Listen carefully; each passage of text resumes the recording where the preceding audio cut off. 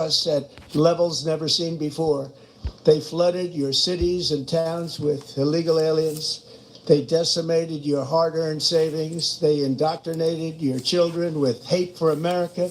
They just released a level of violent felons that we had never seen to prey on innocent.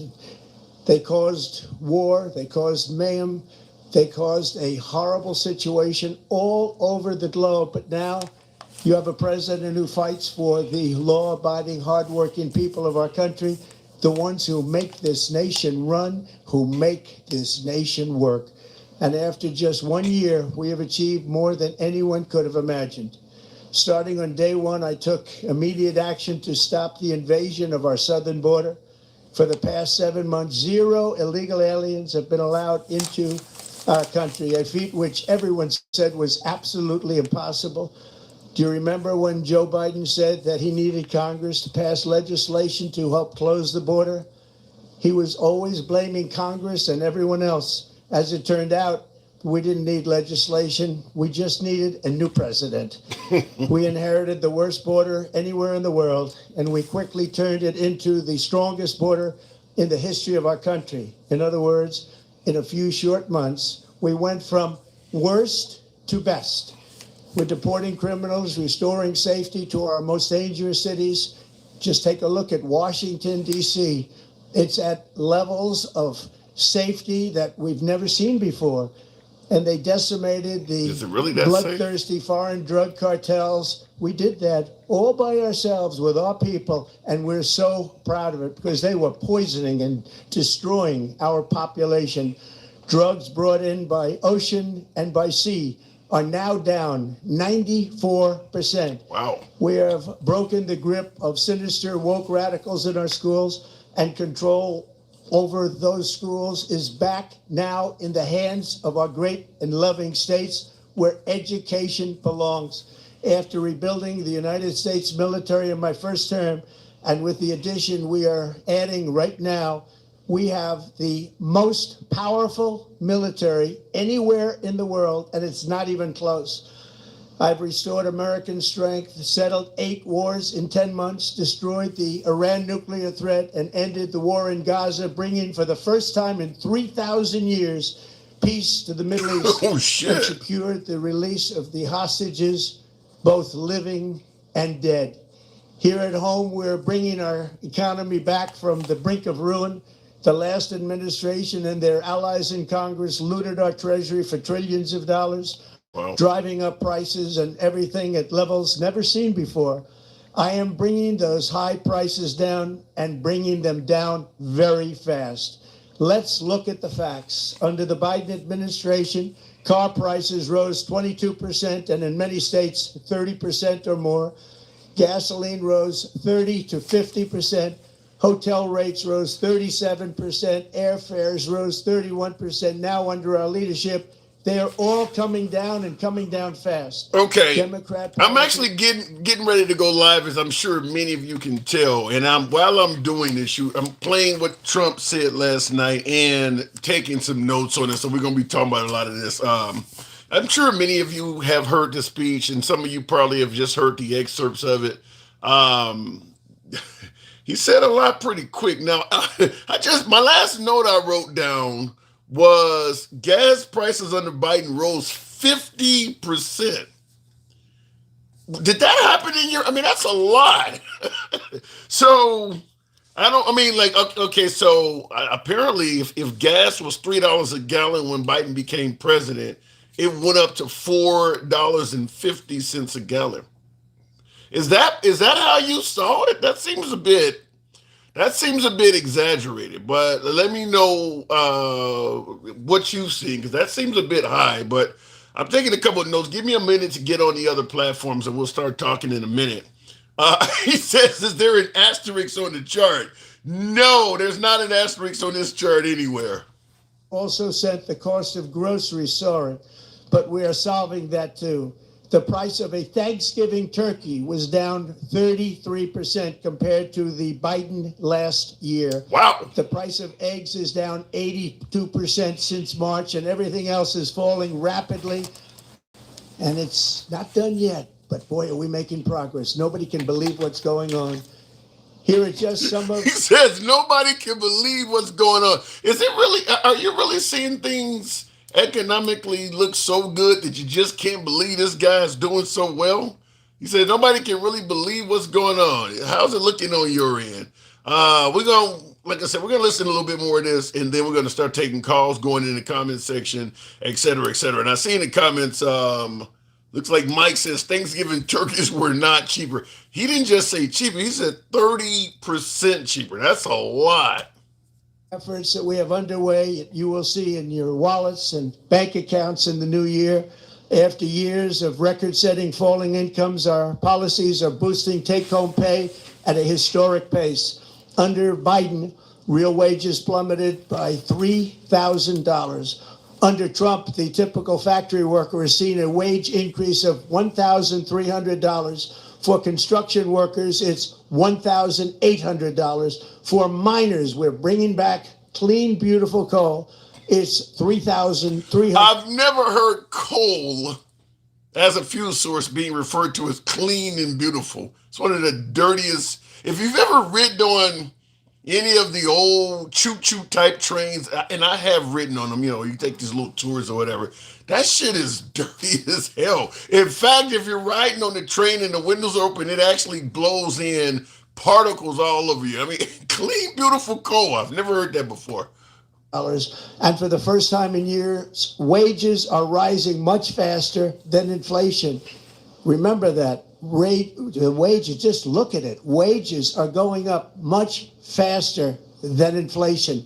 How big is that?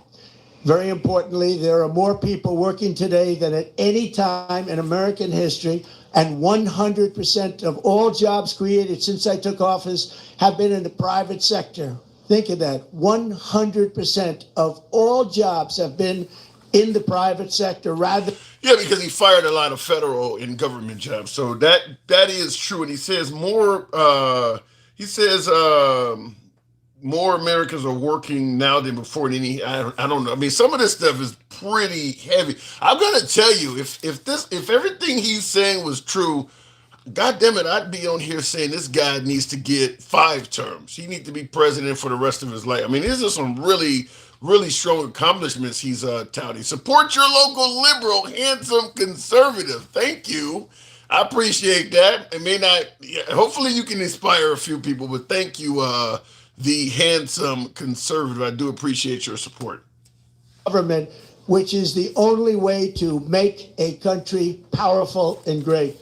This historic trend will continue. Already, I've secured a record-breaking $18 trillion of investment into the United States, which means jobs, wage increases, growth, factory openings, and far. Now, in regards to him securing 18 trillion of investments into the country and is going to create all these jobs, I can't say what he's saying is false. I mean, the problem is it's all via verbal agreements. So, I mean, he comes back from meetings and say the meetings are great and this company or that company is committed to doing this or that. Maybe he's telling the truth, maybe not, but it's not on paper. So you'll have to. Elliot says, sure you can. I'm going to say, look, if the man says he's got a verbal commitment for Apple to bring manufacturing back, there's no way to say what he's saying is not true. It may actually be true. But fact is, when he says 18 trillion, all of this stuff, nearly 100% of it is based on verbal agreements that he's telling you about. It's not based on people signing anything on the dotted line. So, like I said, what he's saying could be true, but without an actual legal pending contract, it's just a handshake. National security. Much of this success has been accomplished by tariffs. My favorite word, tariffs, which for many decades have been used successfully by other countries against us, but not anymore. Companies know that if they build in America, there are no tariffs, and that's why they're coming home to the USA in record numbers. They're building factories and plants at levels we haven't seen, AI, automobiles. Now that absolutely is not true. That absolutely right now, and once again, I'm gonna give President Trump the benefit of the doubt. That may happen in the future, but he's saying that companies are building factories in America at record levels. That's not happening right now. I mean, you notice he's not naming all of these companies that are being built that are creating tons of jobs. He's just telling you this stuff. That's not happening right now. Companies are not currently in the process of building jobs, building companies, building plants and things like that. May happen. I'm not gonna say it can't. I'm not gonna say it's not gonna happen. I'm saying the way he worded it is as if it's happening now, and that's just false.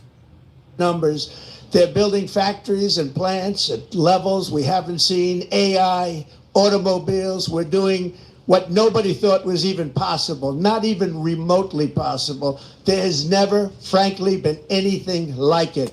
I'm going to tell you something. If this guy was head in a boardroom somewhere, and I didn't, listen, I didn't have a presidency analyzed. He was just a CEO working at a company that I was either going to be working at, or he was going to be merging with us. I could see why people would really, really get behind this guy, because you would like. There's no way he's lying about all this stuff, is he? I mean, this guy sounds like he is, the cream of the crop. This sounds like this guy is the shit. I mean, I could see how people would get behind him. I mean, he's really touting off a hell of a lot of accomplishments for 1 year. I mean, and then of course there are people in the room. Nobody's saying he's lying or nothing like that. They're standing by, letting him say it. I would be willing to invest every dime I owned behind this guy. I would think everything he's saying is true. If I didn't know him as president, I would put every penny I had in his company. There's never, frankly, been anything like it. 1 year ago, our country was dead. We were absolutely dead. Our country. By way of yes or no in the comments, this time last year, December 2024, how many of you saw America as a dead country? How many of you saw America doing that poorly that you thought the country was dead? Nobody wanted to come here. Everybody was laughing at us. Our economy was trash. America was dead this time last year. In the comments, someone said yes. I saw Jeremy 990. I would love to have you elaborate in what aspects of America do you believe we're dead? If I get you to come up live, we can certainly do that. Give you plenty of time, regardless of your political opinion. But I'd like to hear, what about America was dead this time last year? And it's so, like, what aspect? Economy, military, border? What aspect of America was dead last time during this time last year, but is live and vibrant right now? To fail, totally failed. Now we're the hottest country anywhere in the world, and that's said by every single leader that I've spoken to over the last 5 months. Next, that's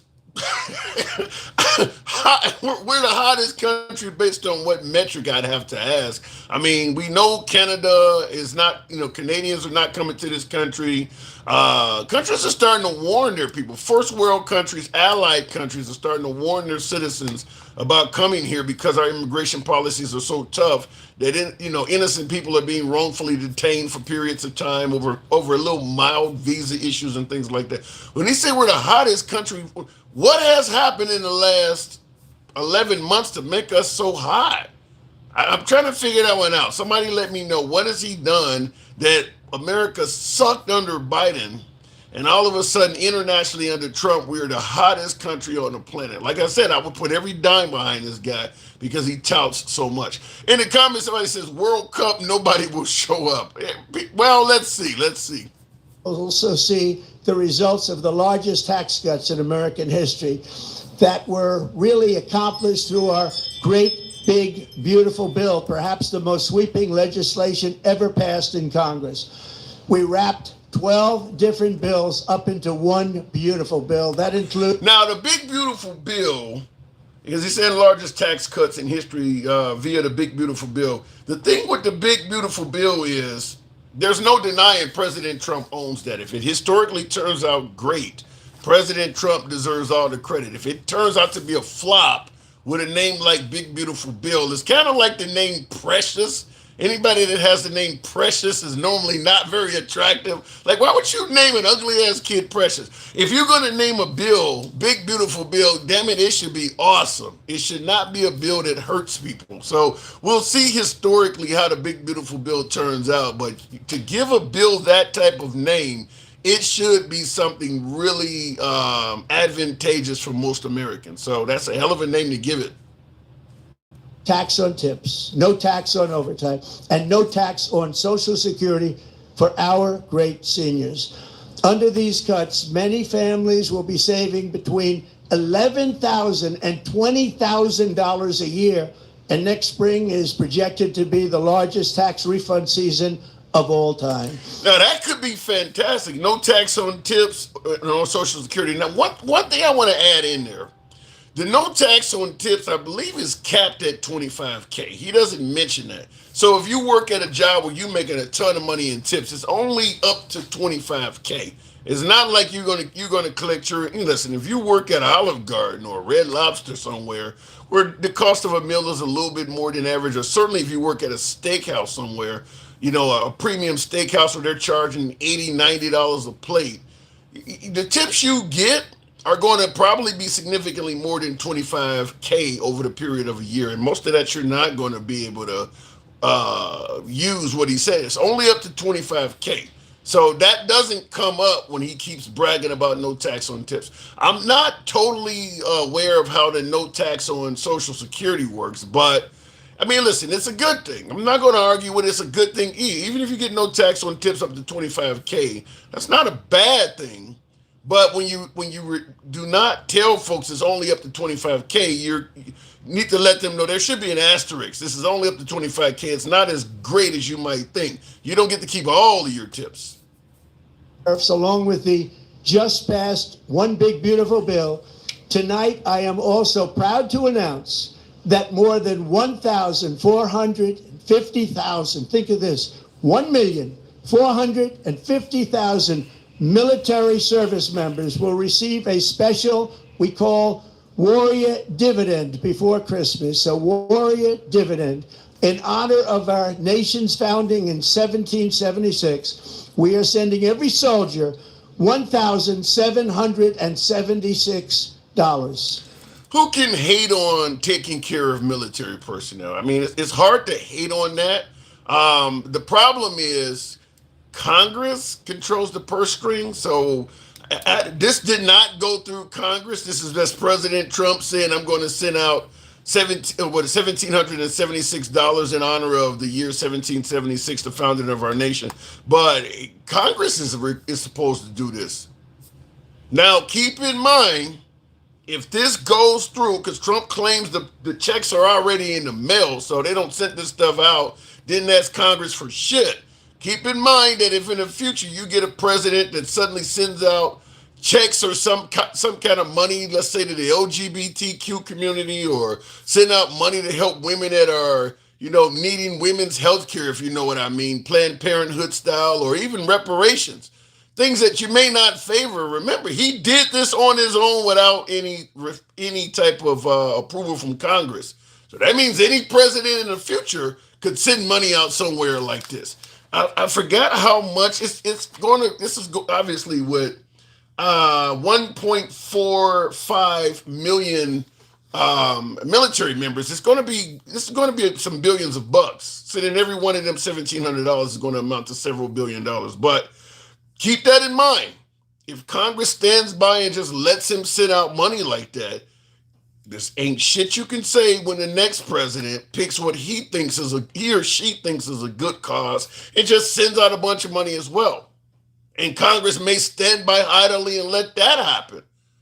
For them folks in the audience who often talk about reparations, look, I'm not going to say people should get reparations. We can talk about that, but he's kind of clearing the path for it now. He's kind of clearing the path for it by doing stuff like this without congressional approval and just sending people's tax money out. Now, like I said, people can get behind the military for the most part, but you still should have Congress involved, and he's not doing that. Think And of that. real quick, I want to add this. This is something I heard, and I know my beloved MAGAs are not going to like what I'm about to say here because of the source. I heard this, oddly enough, listen, I watched everything from Outnumbered to The Five. I was watching The View today, and none other than Whoopi Goldberg, who MAGA despises, obviously, she claims the money that Trump is giving to the troops is so that they will likely follow, certain types of orders if it comes down in the future. I don't know if I agree with that whatsoever, but kind of like bribing them, like creating your own mercenary group, or I don't fall in that category. But she did say something like that. That he's going to satisfy the military financially, so that if he need them to do stuff, they may not have a problem doing it. So that's a hell of a conspiracy. I'm not on board with that, so to speak. But it was interesting. And the checks are already on the way.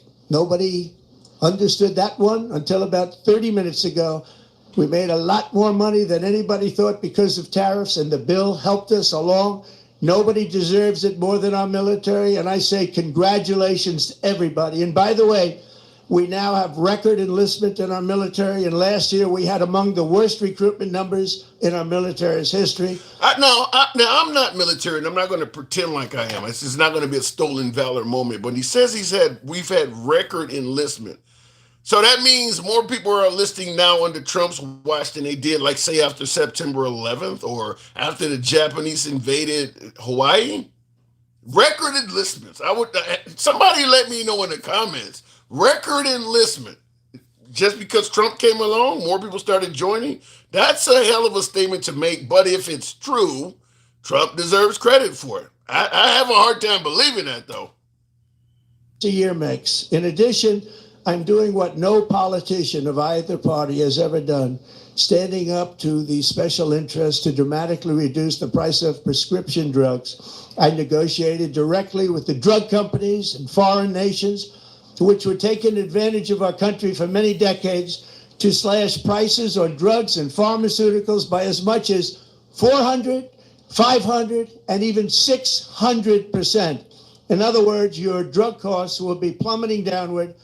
And I used the threat of tariffs to get foreign countries who would. Look, I don't know what else to say about that. I mean, the guy went to the Wharton School of Finance, so he should know numbers. You can't give somebody a 600% discount. I mean, listen, if I give you the damn product completely for free, that's a 100% discount. That's the max I can discount this. It's down to zero. That's 100%. If I give you a 400, 500, 600% discount, as he's stating, that means I got to give you multiples of what it cost that you intended to pay. So if you showed up to pick up your drugs for diabetes at the pharmacy, and it normally cost you $30, and I give you a 600% discount, that means you're getting the drugs for free, plus I get to give you $180. This guy attended the Wharton School of Finance. He claims he had stellar grades. Where the hell does he get this from?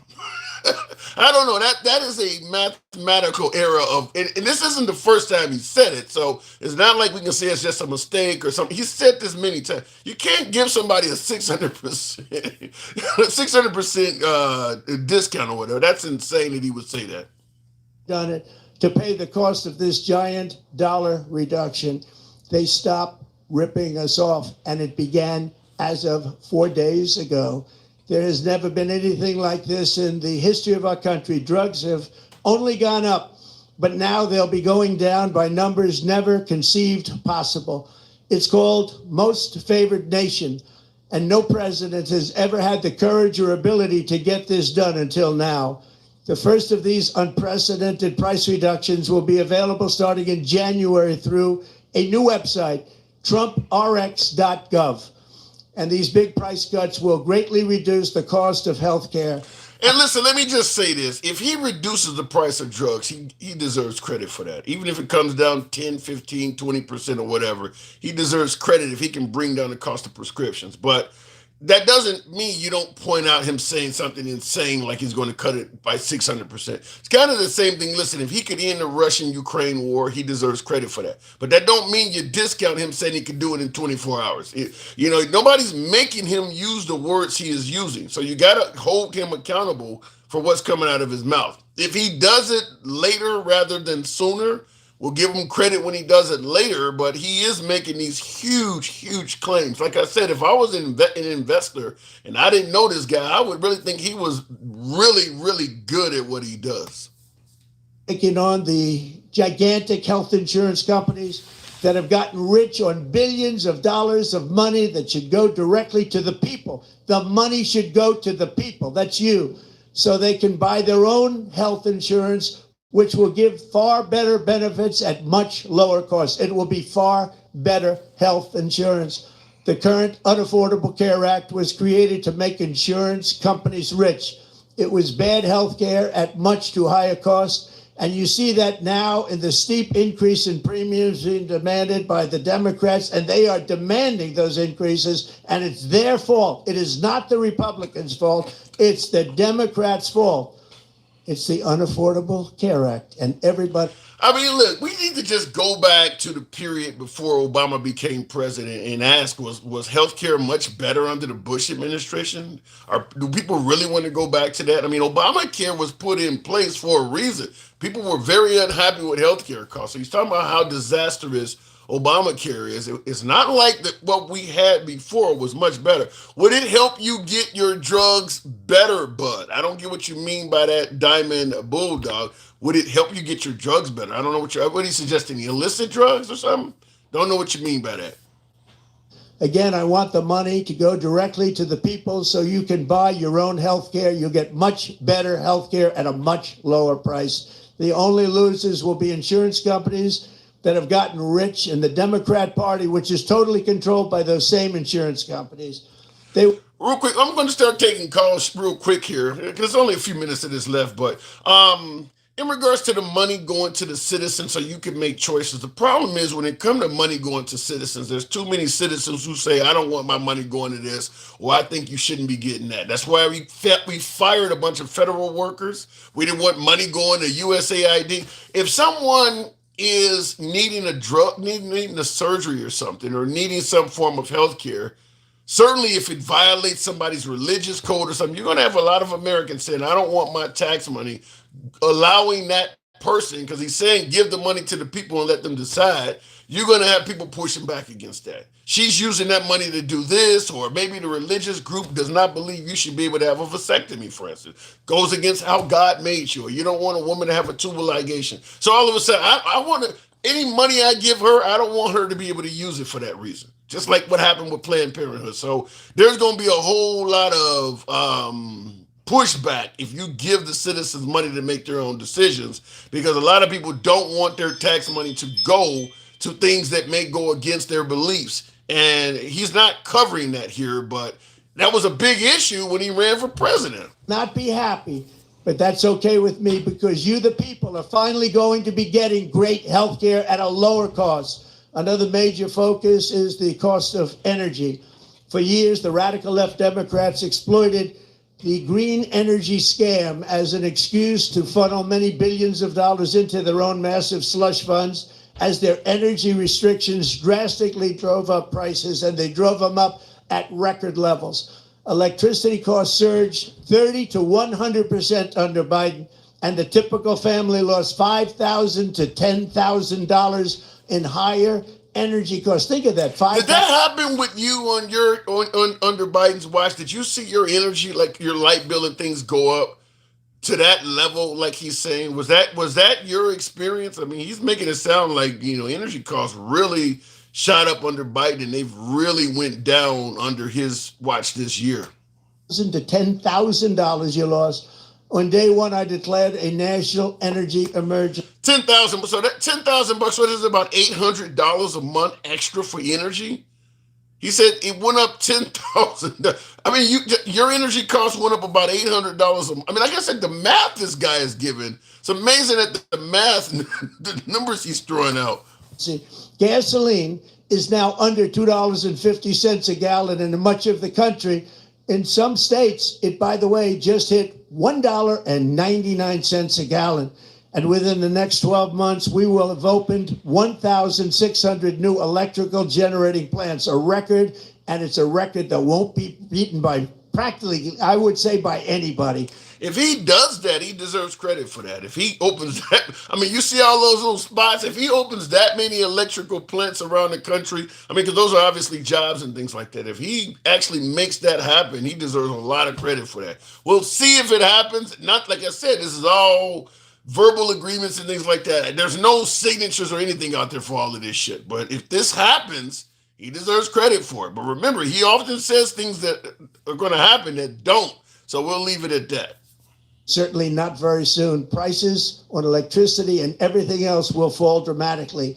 The Democrat inflation disaster, again, the worst in the history of our country, also robbed millions of Americans of home ownership and indeed the American dream. The yearly cost of a typical new mortgage increased by $15,000 under Democrat rule. In 11 months, we've already gotten that annual cost down by $3,000, and it's coming down a lot lower. Wait till you see, the numbers are going to be shocking. And I'll soon announce our next chairman of the Federal Reserve, someone who believes in lower interest rates by a lot, and mortgage payments will be coming down even further. Early the new year, and you will see this, in the new year, I will announce some of the most aggressive housing reform plans in American history. A major factor in driving up housing costs was the colossal border invasion. We have never been invaded. This is the worst thing that, frankly, in my opinion, the worst thing that the Biden administration did to our country is the invasion at the border. The last administration and their allies in Congress brought in millions and millions of migrants and gave them taxpayer-funded housing while your rent and housing costs skyrocketed. Over 60% of growth in the rental market came from foreign migrants. Now, I will say that there may be some truth to this. Listen, everybody views the immigrants coming to this country differently. The left does not see them as all rapists and murderers, and the right believe that they were trying to literally destroy the whole fucking country. But the point is, what I'm saying is, probably for the Biden administration, what happened at the border will probably go down as the worst thing that happened under his administration, because the Trump administration and the right did such a good job at really just beating them over the head with it. So that probably will go down under Biden's administration as the worst thing that came out of his administration was the border stuff. We can blame it on whatever reason, whatever you want to blame it on. You can say it's not Biden's fault. It's they were coming anyway, whatever. But historically, Biden's probably going to take a flag for that. I don't know about an invasion, but that's what he calls it. Rent and housing costs skyrocketed.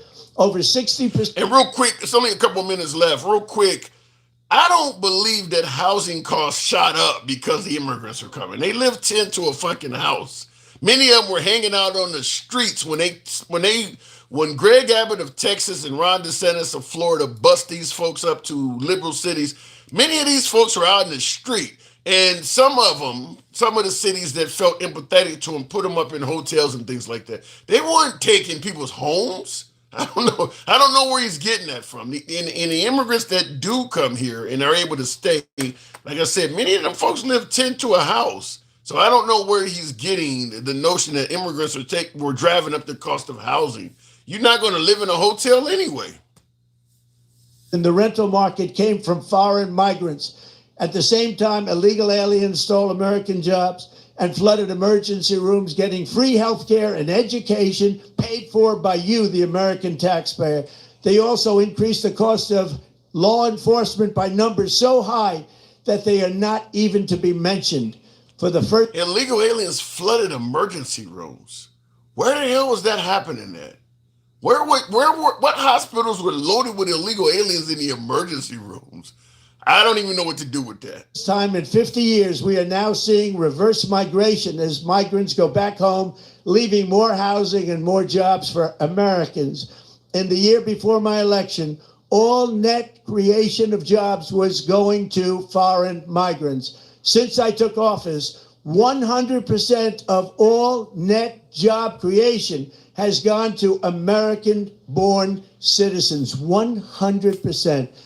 In the end, government either serves the productive, patriotic, hardworking American citizen, or it serves those who break the laws, cheat the system, and seek power and profit at the expense of our nation.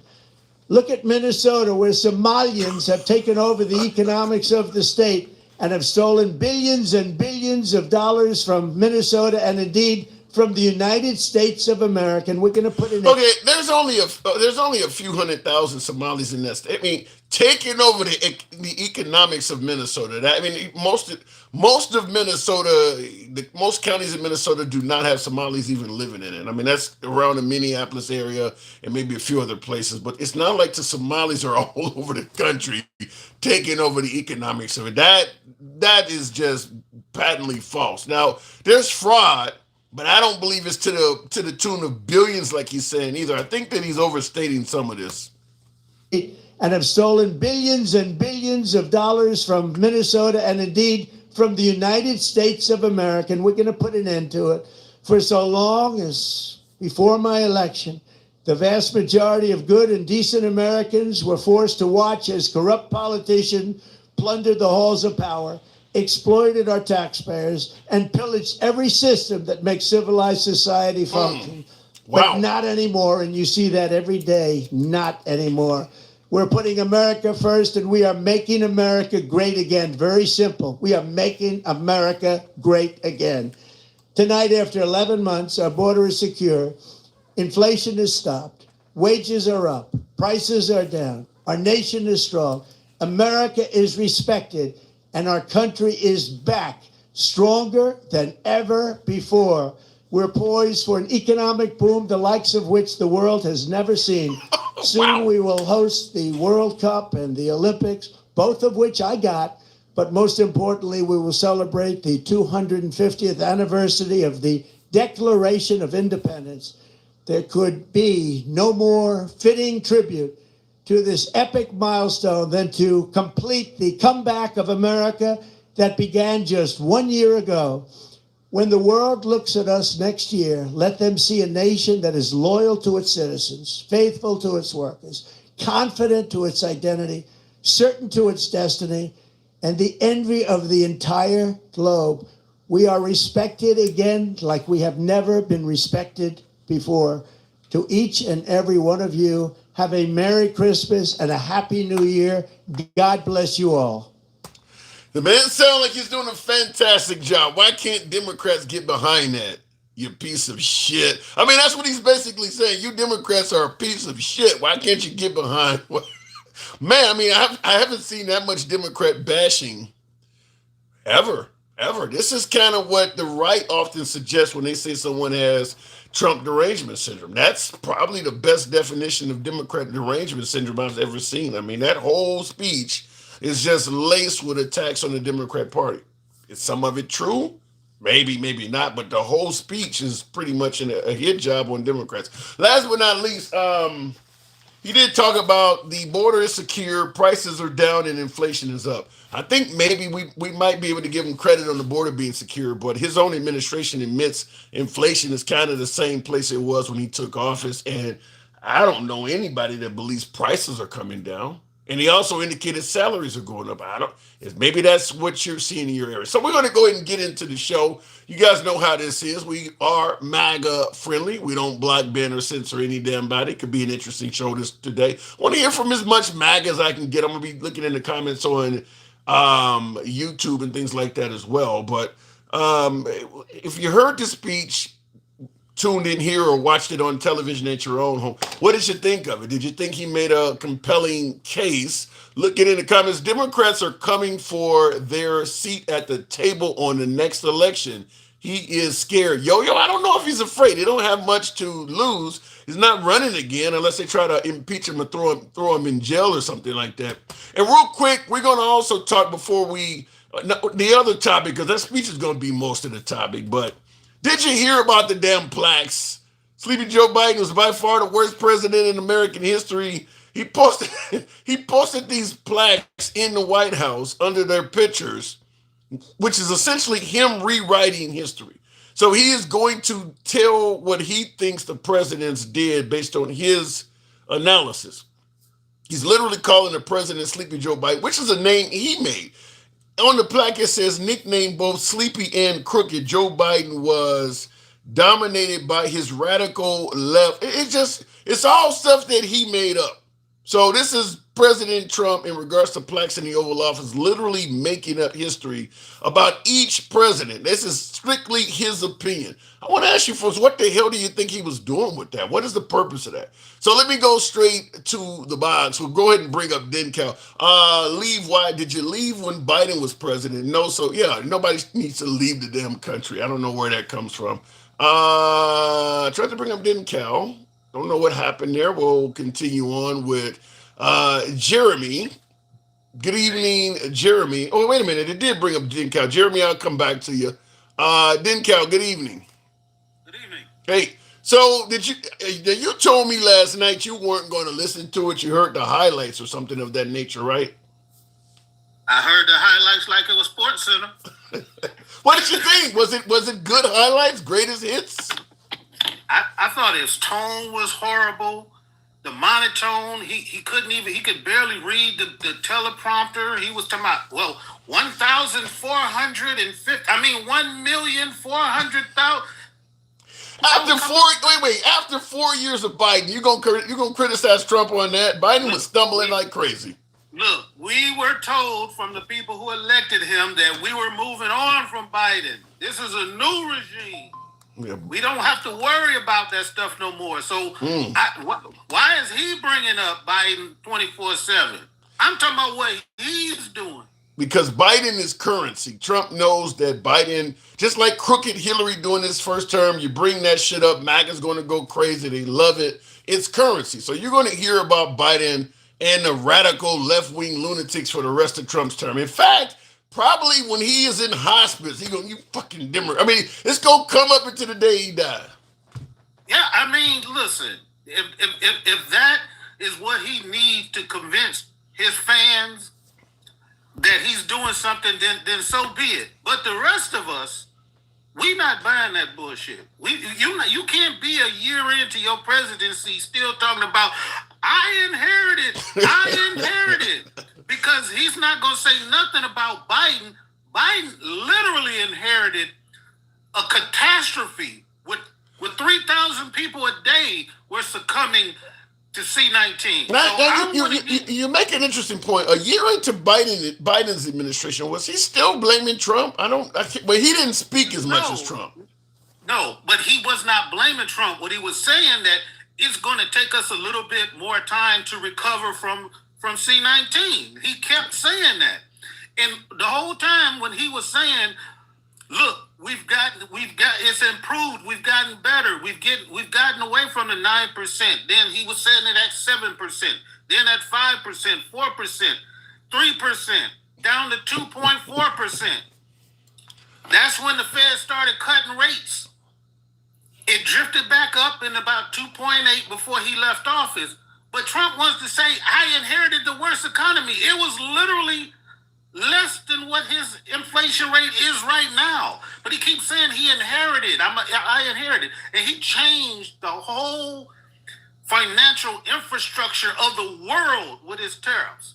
Well, and he's still talking about Biden. I don't understand. Like I said, talking about Biden as currency. Now, if I can recall, Obama was still talking about Bush during his first year, was he not?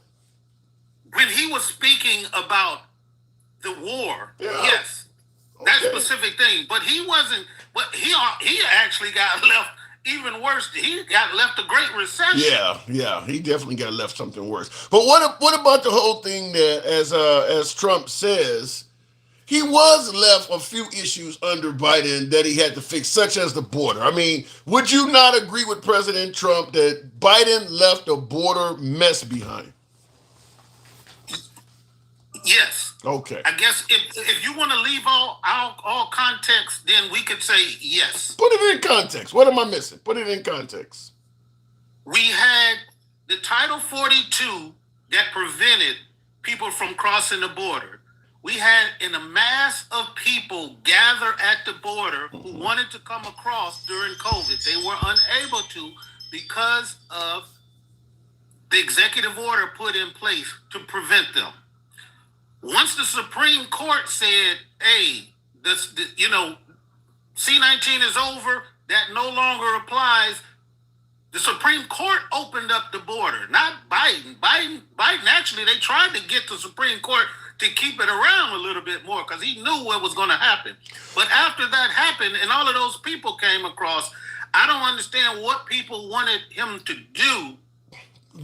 I can tell you what they wanted him to do. They wanted him to take action like Trump did. When Trump did what he did, it wasn't loaded across the border of all of these people wanting to come across. Were people still coming across? Yes. But the majority of that happened once Title 42 was relieved. So by the time he came into office, there was no invasion. There was no, all of these. Yeah, but what do you think would? Okay, because there was a huge amount of complaints coming from the right about all of these folks coming in under Biden, and there are plenty of Democrat Congress and senators, I'm sure, that heard it at their town halls. What if Biden just simply demanded that Congress put forth a bill to stop this stuff? I mean, well, you could make it just like Trump has done, remain in Mexico and stuff like that. Could Biden have not done that? Did he just have to sit back and let our borders be overran? When you're talking from a perspective that we have from Trump, that the president just tells Congress what to do, even though he doesn't control both houses. Okay. We just assume that that's the normal way presidents do business. Biden presented a plan. The Republicans didn't like it. Okay. Biden, he continued trying to push his plan, which every president does. His plan would not get through. After he lost the House and the Senate, nothing was ever going to get through. And he waited too long, but yes, at the very end, he instituted an executive order, which we all agreed was too late. Yep. And it slowed the tide a couple months before Trump took over. So if you look at the numbers, which I know nobody wants to look at numbers, they just want to listen to Trump rhetoric. Oh shit! Let's be honest. Didn't count. Trump don't look at numbers either. You heard him talking about a 600% discount. It ain't like he looking at numbers either. And that reminds me, when you keep saying he went to Wharton School, his niece said that his dad's attorneys were taking his tests at Wharton. Ooh. His niece, what's her name? Mary, or whatever his niece's name is. Okay. Yeah, she said that during the time when she was around, they used to get people to take his tests and his exams at the Wharton School. So I don't know if it's true or not, but from what I can tell, his ability to formulate sound financial thoughts just don't exist. Like, he's not good with numbers. But he is fantastic with saying shit. So even if what you're saying is true, that guy has done phenomenal in terms of life. Now, he got a huge head start from his dad, but he has done pretty well as a businessman, apparently not knowing numbers very accurately. Well, you already know how I feel about that. He's done very well. Like, when you start out with that big of a head start, and you have accountants from your dad who have run your business. Trump wasn't running his business. His accountants were running his businesses. He was making these deals, which, look, if he had graduated from Juilliard, I would have said, look, they did a great job at getting him to be a thespian, an actor, or somebody who knows how to convince people that he's somebody that he isn't. But maybe he's a natural talent, didn't count. Maybe he's, in terms of acting and producing a facade, maybe he's just like Will Smith didn't go to acting school, but he's a highly rated actor. Some people just naturally have it. Yeah, like people like Jim Jones and people like David Koresh. Like They were good. Don't put Trump in that category. You're making him sound like a cult leader. I'm just saying. I'm just trying to use people who have established that type of draw to them that they can make people who getting pissed on believe it's raining. Like they just don't. They just no matter what you listen to this guy talk for. How long was this? It seemed like it was fairly short. It was 20 minutes. 20 minutes. Yeah, and all it seemed like he did was yell and tell people, "You are not as broke as you think you are." Yeah. And it's working though, Dencal. I get viewers all the time that tell me under Trump the economy is doing well. They did pay less for Thanksgiving. They are paying less for bills. It is working. People do agree with what he's saying. And I'm not saying that it isn't working for certain people. Like the economy works for me because I'm not in the workforce. The economy worked for me because the stock market is doing well. That is not the representation of how America feels financially. If you look at the studies and all of the polls, they like 60% of the people say the country is on the wrong path financially. But you'll have these people who have been convinced by Trump I don't understand how he could get up there and tell people your food is cheaper. Everything is cheaper right now. Everything. Yeah. Biden screwed everything up. And I have fixed everything. Yeah.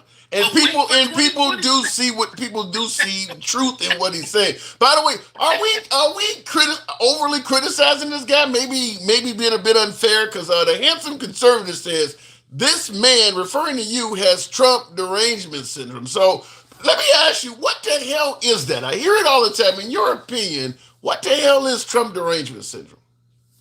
To be honest, I really think you could probably describe it better than I can. Because you can probably pull up some video of people at Trump rallies with hats, clothes, cars, jewelry, watches, shoes, all saying that Trump is the greatest ever. Now you tell me, which one is deranged? The guy who criticizes what he's saying on a daily basis, or the guy who believes everything he says? The dude said he's created a Trump RX. Yeah. What in the hell is that? What's wrong with Trump RX? It's no different than Obamacare. He put his name on something. Is it a government program?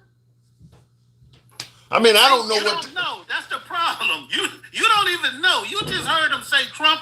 We know what the ACA was. They called it Obamacare because they wanted to tag it around his neck.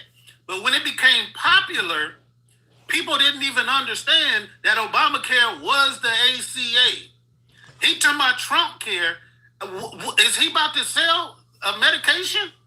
Like, is that even legal? Well, I think what it's going to be is some sort of discount prescription program. But you're right. It should be explained a little bit better. And that's something right now that he hasn't done. And the only two, it's like 2 or 3 drugs that he's got agreements to be reduced is what? The fat drugs. Bro, shit, that's huge though, because I'm trying to get some of that shit. I'm trying to get some Zepbound. I want to lose about 40, 50 pounds. So listen. Yeah, how you do it? You don't care if he get 10 cents off of every dose. You just want the drug. But I'm going to tell you something. Hold on. This is where Trump can get a huge amount of credit as one of the greatest to ever do it. I'm going to tell you, just like when I say with COVID, he should get credit for Operation Warp Speed, even though he doesn't because of how he rolled it out. But the science says Operation Warp Speed, by way of Trump, saved millions of lives. If he can reduce the cost of the fat drugs, the Zepbounds, the Mounjaros, the Ozempics, and all these GL1 drugs, really think about how many lives that'll save. I mean, because obesity probably is what's killing most of us nowadays. If he can make it so that people can get that, and roll back the percentage of obese Americans in this country, would that not be a phenomenal achievement for President Trump? Because a lot of people want that stuff, but it's unaffordable. No. Come on. I really tried hard on that shit. Look, man, you can't be sitting up here trying to give him credit. No, that's what for people losing weight. If he did he take it himself? Don't know. He is almost 80 years old, though, Denko. Like, fuck. It doesn't matter, man. You can't throw his age in there when it's convenient. I mean, you don't get a colonoscopy at 80, do you? I mean, at some age, they just figure your ass got to die, dude. It's time for you to stop. And you about to. I mean, there's certain things you stop doing. You don't still get checked for testicular cancer, for instance, at 80. Like shit, they still giving him expensive ass MRIs at 80. Yeah, but I'm saying for the average American. See if his brain is shrinking from Alzheimer's. Yeah, but I'm saying for the average American, he could wake up at 12 a.m. and say, I need a CAT scan, and they'll find a machine to give it to him. He's different. But for the average American at a certain age, there's certain things they stop doing. They just, look, you about to die anyway, cuz. So ain't no need of wasting this machine on you. Are you saying that we have death panels in America now? Because yeah. They said that was going to happen. They said that was going to happen under the ACA. Remember, they said death panels was going to be picking and choosing who gets to live and die. I mean, that absolutely does happen. The insurance is not going to cover you for expensive shit. Go ahead. That's not a death panel. That's not a death panel created by the government. That's what they were talking about. I understand what you're saying. Like, yeah, I mean, if you 85 years old and, they're not going to necessarily do a full-blown heart transfer for you. Right. When they know that you don't have, it's not that much, you're not going to have a good quality. Unless you're Dick Cheney or somebody, listen, if you need a kidney transplant at 75, you're going to ride this dialysis out, dude. That's about the best we can do. But Dick ran Halliburton. He got somebody design him one. He was like Iron Man. Right, and he did well. He did well that guy had multiple heart transplants, and he lived quite a while off of that. So shout out to Dick, but it is what it is. But I'm saying, though, that if this man can lower the cost of these GL1 drugs or GL1, whatever they call GL1 drugs or whatever, and all of a sudden the obesity rate drops in this country significantly because of that, you're not giving him any credit for that. I mean, I don't know. There's so many hypotheticals about what he could and what he is doing and all that stuff. I can't get, if you get caught up in every specific thing saying, let's give him credit for this, but then say, well, he's only killed like 100 and some people over there, and we don't know if it's legal or not. Well, we're not going to talk about that. We're going to talk about whether he can get 3 or 4 drug prices reduced out of the thousands and millions of drugs that people take. We're going to say, fuck all of the other stuff. If he can't get down the cost of insulin like Joe did. Yeah, but then, Cal, if he can bring down the cost of these weight loss drugs, there's going to be a hell of a lot less people that need insulin because diabetes is a product of obesity. Okay, and what happens 5 to 10 years from now when there's commercials all over TV talking about if you took Ozempic, you may have a damn court case. Call us now, because now we figured out it's goddamn causing cancer. It's causing all types of shit. So there are side effects to every drug. We might lose a few people, but at the end of the day, listen, I get what happened with the Ozempic, but did you see how good she looked in the casket? We would have had to buy a bigger one, but because she took that, okay, she didn't make it, but she fit in that casket pretty easy with all that weight loss. So, I mean, get a man credit. If people lose weight like that, that's a huge accomplishment, then, Cal. Just like with Operation Warp Speed, Trump has saved a ton of lives. You don't want to give him credit. You're talking about the same drug that the government is now putting a black tag on, saying that it causes death. Is that the same drug you talking about, Warp Speed? Unfortunately, and that's the problem, is that Trump should be bragging about saving millions of lives, but he rolled out COVID with the conspiracy so badly that he can't take credit for it. That is his attribute. If there's one thing he's done, that's Nobel Peace Prize type shit, saving all them lives worldwide. But because of what he's done after doing it, he can't get credit for it, which is really fucked up. That's really fucked up. In the middle of all of those people dying, he couldn't say, just take the fucking shot. Just take the shot, get out of this so we can get back to work, America. He couldn't do it. Yeah. And now what is it? You got all of those people who spent all of that time and effort trying. I didn't take the shot. I didn't take the shot. Nope. You're not gonna make me take the.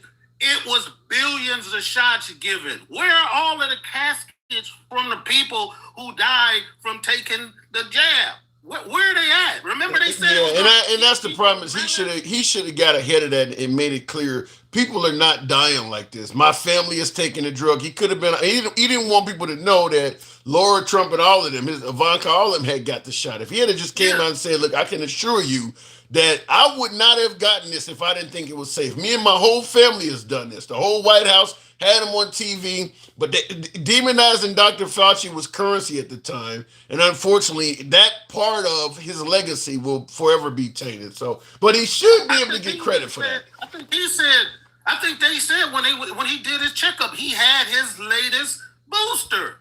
Yeah. He's still taking the shit that they say is just killing people, and they saying he's doing something exact opposite of what they doing. But they giving him credit. I don't understand that. I don't know why they didn't. I don't know why he let the conspiracy theorists fuck up his own contribution to America and to society. He should have realized if this actually is saving all these lives, and he loves taking credit for things he's done. He should have realized they're going, these Alex Jones types are going to fuck up my legacy. I'm going to end up getting credit for saving millions of people worldwide. I need to shut down. And they would have got quiet immediately. If he had told Alex Jones and some of these folks that were running these conspiracy theories, I need you to back off on this. Go talk about that Sandy Hook shit. Leave this alone. They would have done it. They actually would have done it. So I don't know why he let them hurt him like that. When he know behind the scenes he's getting the jab himself. That'll never make sense to me. But unfortunately, that's probably the biggest accomplishment, the biggest contribution to humanity that President Trump made is saving all those lives, and he can't get credit. I'll give you the last word. I got to move it on though. One thing I wanted to say about this new plan that they're talking about, he keeps saying, I'm going to give the money to the people. I'm not going to give it to insurance companies. So what he's essentially saying is he's going to make people the middleman. He's going to give it to people so they can give it to the insurance companies. I don't understand.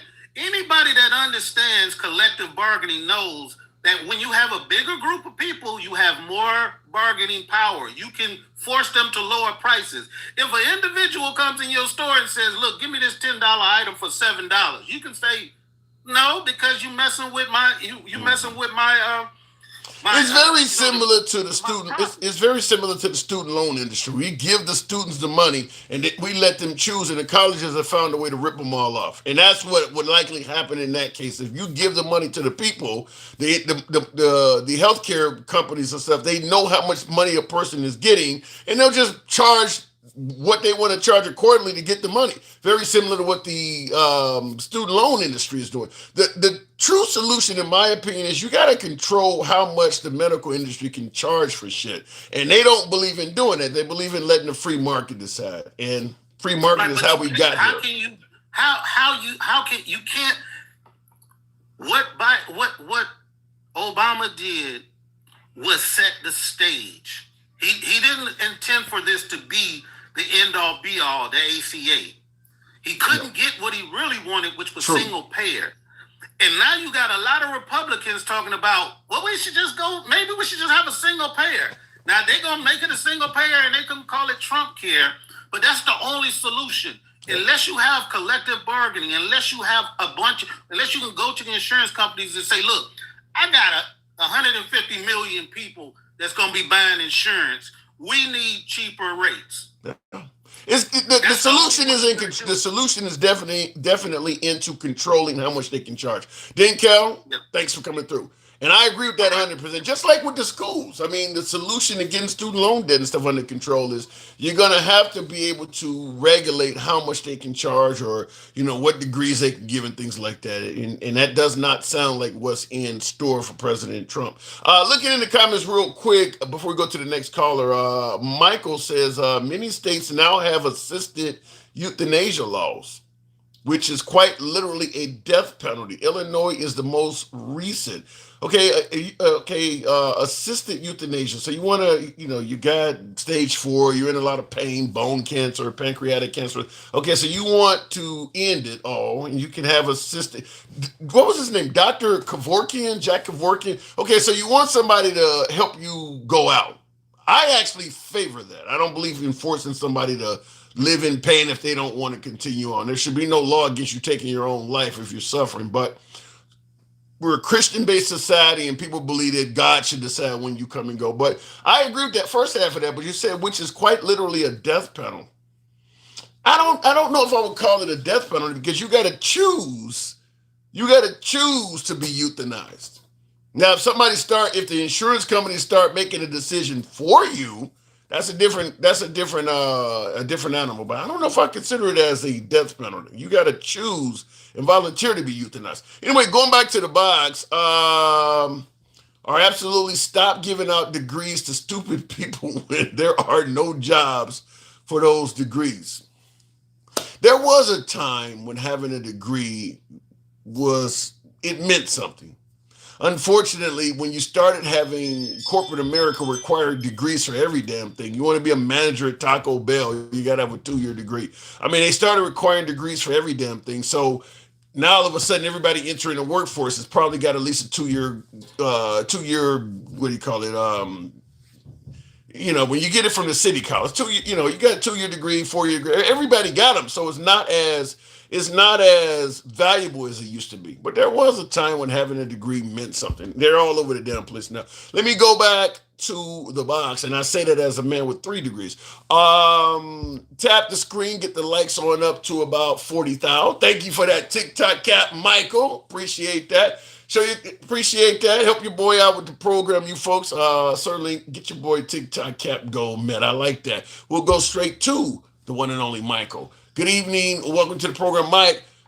Exactly. He thinks saying you get a check is going to make people like him. It will. It actually will. Whatever the name says. I do believe you can bribe people into voting. Elon Musk failed at it, but what about you, Mike? Do you believe that if you hand out money, it could change people's decision at the ballot box? Not at this point. No, I don't. I mean, they have to be a significant amount of money, but that's not going to happen either. I told you that yesterday. This money to the military, I don't think anybody would ever argue giving military or teachers. I said the same thing. Yeah. However, and I told you all the time, Tim, about this motherfucker. It's not what he does, it's how he does it and how he goes about doing it. Because those dollars should have gone through Congress. So you got to ask yourself, where's the money coming from and where's it being distributed from? You got to ask yourself that, right? Mm-hmm. And I say you, Takesha, hey, Tim, you better stop mistreating Takesha. How the hell what did I do to Takesha? I don't know, but I'm riding with her, shit. I'm riding with her too, but what did I do to her? And hang on real quick in the comments. Somebody says, why do you guys think the medical industry will rip off individuals but isn't already ripping off the government?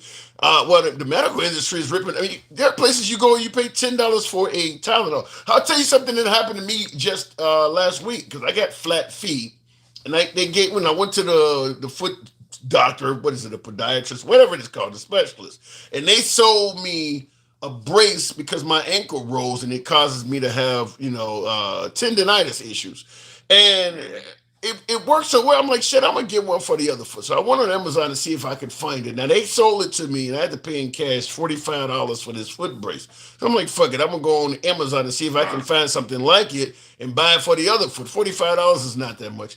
Same brace on Amazon, $15. $15. I mean, literally the same box, packaging, everything. 3 times the doctor sold me that shit for 3 times the price. So our medical industry takes advantage of people. But do you think Trump? 100%. But do you think Trump's giving the money to the actual individuals to make decisions? Do you think he's on to something? No. Listen, Tim. Everything he said last night. It was another rally. It was another campaign. It was a bunch of lies. All of it? All of it? The majority of it. The majority of it. And let me give you a couple examples. Well, first of all, him signing this executive order to reclass marijuana from class. He's taking credit for that. You do realize that Biden started that under his administration back in 2022, right? But He didn't say that shit. But I'm going to say that, like I always say, if it happens under your watch, like for instance, Ronald Reagan gets credit for bringing home the hostages from Iran. That whole thing was planned under the Carter administration. But it happened when Reagan first got in office, so he gets credit for. I mean, look, I agree with you. It started under the Biden administration, but he didn't successfully complete it. It's going to happen under Trump. So Trump is going to go down in history as the one that done it. Well, he's the one that moved it forward, but it was already moving forward. The other, I'm just being honest. We're not disagreeing here. I'm just simply saying whose watch it happens under when Trump gives a speech announcing that it's now a Schedule 3 as opposed to Schedule 1 with heroin and all that shit where it used to be. People are going to remember it happened under Trump. They're not going to think about Biden. But what they're gonna, but what, and again, it's the way he sells it, and it's what is his followers believe, yeah, right? It's how they sell it, because he didn't do anything but sign for what was already there, just like the First Step Act, HBCUs, the HBCUs, all that shit. He's good, but get that man credit, as they said on Coming to America. That boy is good. That boy is good. Get that man credit. Good and terrible. I know your wife guessed. Anyway. Oh, my God. He did it before, and he even said, anything good, I'll take credit for. Anything bad, that's on Biden. So who truly has Biden? Who truly has derangement syndrome? Because he will take credit for. First, you got to define this. This is something I have a hard ass time getting MAGA to define. And for my beloved MAGA that are watching in the comments, because I'm going to ask you this too, Mike. You got to define what the hell is derangement syndrome. Tell me what derangement syndrome is without mentioning Trump. MAGA can't do that. I need to know, what is the definition of derangement syndrome? Tell me what it is without mentioning Trump. MAGA don't seem to be able to do that. What's your definition? Well, I just call it a cult. I don't get into the derangement shit. I don't say Biden derangement, although I've heard you say it. But all I'm saying is this: what I see from him, what I see from his followers, he can't stand up and ever present just facts. He always has to bash the former president, Obama and Biden, as if there weren't presidents prior to those two. He just always has to go on and conflate shit. But here's the crazy part about it. He's a walking contradiction, because if he should have just continued that. He should have just signed the Langford bill. He would have had border legislation. Just sign it. Right? Call it whatever you want. Just sign it and get it done. But we know that that's not the ultimate goal, right? So it's just part of this. Listen, this is just David Copperfield, right? It's smoke and mirrors, and everybody. Well, David Copperfield, yes, because I'm hearing under Trump, just like David Copperfield, he's making inflation go up magically. He's making the cost of salaries go up magically. He's also making a lot of our problems disappear, like immigration and stuff like that. So is he not? I mean, this is what he's telling us. So maybe he does have some David Copperfield tendencies, but according to him, they're good for America. But none of that's and again, Tim, border. Of what he said is not. Say again. Border is happening. About the border. We went over this yesterday. We already went over this yesterday. I didn't think you wanted to. The border is what it is. I'm not going to convince anybody what the real numbers are. He said 25 million people last night. Did he or did he not?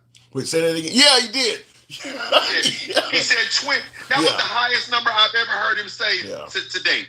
I actually talked to, I've covered that on many of these live streams, because as I always say, I've been to a couple of Trump rallies, and I've seen him myself personally stand in front of us and talk about, I think at the time he said 8 million, and then I'm watching him on Fox News like a day or two later saying it's 10 million. So he's clearly just pulling numbers out of his ass. Now he's up to 25 million. Yeah, the numbers he's given, look, under Biden, there were a lot of people that came into this country that many Americans do not favor. You don't have to make up fake numbers. Telling the truth is sufficient. So in this case, I think he's kind of lying or exaggerating, at least, when the truth is sufficient. If they would have just said, he always does that, but if they would have said that that border crossings increased after the expiration of Title 42 by 800 600,000 or something like that, 600,000. Okay, you're getting closer to reality. But talking about millions, like it was never fucking millions of people, Tim. It just wasn't. Yeah. Listen, Tim, we have 11 million in this country today. After the pandemic, the number was 11. That number encompasses migrants back 10 years, Tim. Back like 10 Look, years. I'm not you and I are on the same page. The numbers he's given are not accurate. Like I said, just simply telling the truth about what happened on the border under Biden's watch is enough to piss people off. You don't need to make shit up, because when you do that, you hurt your credibility, and that's kind of what we're discussing right now. Is the numbers are so far off, it's hurting his credibility. All you have to do is tell the truth. And I see Straight Talk Commerce in the comments and saying we saw the truth. Exactly. So now he's lying to you, going against what you actually fucking saw. So he's telling you don't believe your lying eyes. You could have just simply, eyes. That's some snake oil salesman, some cult leadership at its finest. Don't believe your lying eyes. But back to him last night. He talked about the military was at an all-time high. Under Biden's administration, they started changing recruitment protocols. It was already going up, Tim. It was up in 2024. At the end of the fiscal year this year, September of this year, ended September 2024 fiscal year, right? The numbers were already up. Yeah, but I'm going to say the same thing about crime was coming down in D.C. or whatever, which is what folks said was happening under the Biden administration as well. As I keep saying, what happens under your watch, you're going to get credit for. So yeah, maybe military enlistees or enrollment was going up under Biden, but if it ends up culminating in much higher numbers under Trump, Trump's going to get credit for that. It just is what it is. But at the same time, he's talking out both sides of his ass, because he said he inherited all the bad and the worst economy ever. So you can't have it both ways, because if that's the case, when on January 21st, everything was yours. Yeah. Well, let's be clear. I mean, listen, Trump despised the Democrats. He thinks they tried to kill him. They tried to put him in prison. They tried to prevent him from running. He's not going to give any Democrat credit for doing anything good for America. If he's discussing the Democrats, he's discussing bad things that happened. So I'm not disagreeing with you that he's taking credit for a lot of things that are initiated under Biden's watch, but that's what we got for the next 3 years. He's not going to get the Democrats credit. I mean, okay, I'll give you an example. He had these plaques on the wall where he's talking about Biden, said all this negative shit. He's talking about Obama.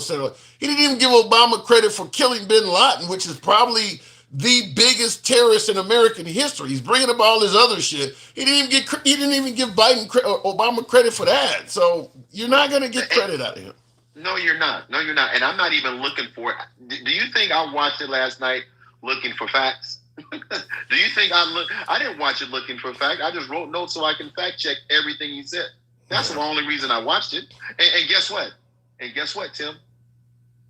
Recruitment reform started under Joe Biden. The numbers were at an all-time low in 2022.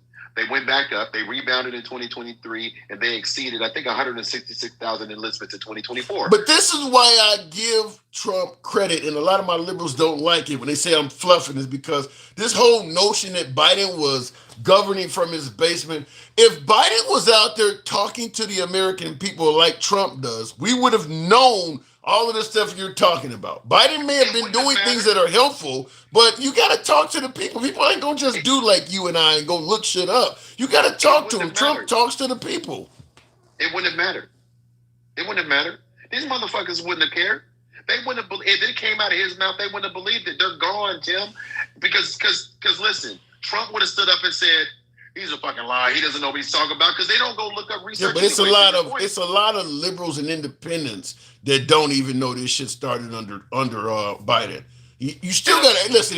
MAGA's not going to believe a damn thing the liberals say. I get it, but you still got to go talk to the people, because there's plenty of independents and Democrats that will. So he should have talked to the people more. This is one of the things that Trump is doing that is working well for him, even when he says things that may not be true, like 25 million illegals are in the country. MAGA believes that. Biden should have tried that. Talk to the people. It would not have. These are cult members. These are sycophants. These people weren't all going of to them. say nothing. Tim, Listen, I told you MAGA is like an addiction, and you don't just talk people off of an addiction. They need help. They wouldn't have believed it no matter. Tim, you know I'm telling the truth. They need help. They wouldn't have believed it no matter what came out of Biden's mouth. Are you suggesting that MAGA is addicted to Trump? That's derangement syndrome. You can't be saying that. That is a cult. That is cult behavior. An addiction? Listen, okay, let me ask you this. Okay, so we said 25 million last night. I want you, and I will ask you the next time I talk to you. Tell me the next time you hear somebody repeat 25 million. They just repeat whatever the fuck he says. Ooh, yeah. I can't argue with that. Nervous Nancy, bird brain, everything he said. That's what Marjorie Taylor Greene was asked. She was like, well, when she said people were doxing her and threatening her, and I think it was 60 Minutes she was asked, or it was either that or on CNN. And they asked her, well, how do you know the people that were trying to mess with you were Trump supporters? Indicating it could be liberals fucking with you. She said, because they're using the exact same language that President Trump is using. And I appreciate that. Real Talk. By the way, hold on a second, Mike. Real Talk on YouTube says, Mr. Tim, thank you. I don't get called that too much. Mr. Tim, you fluffed the shit out that show yesterday.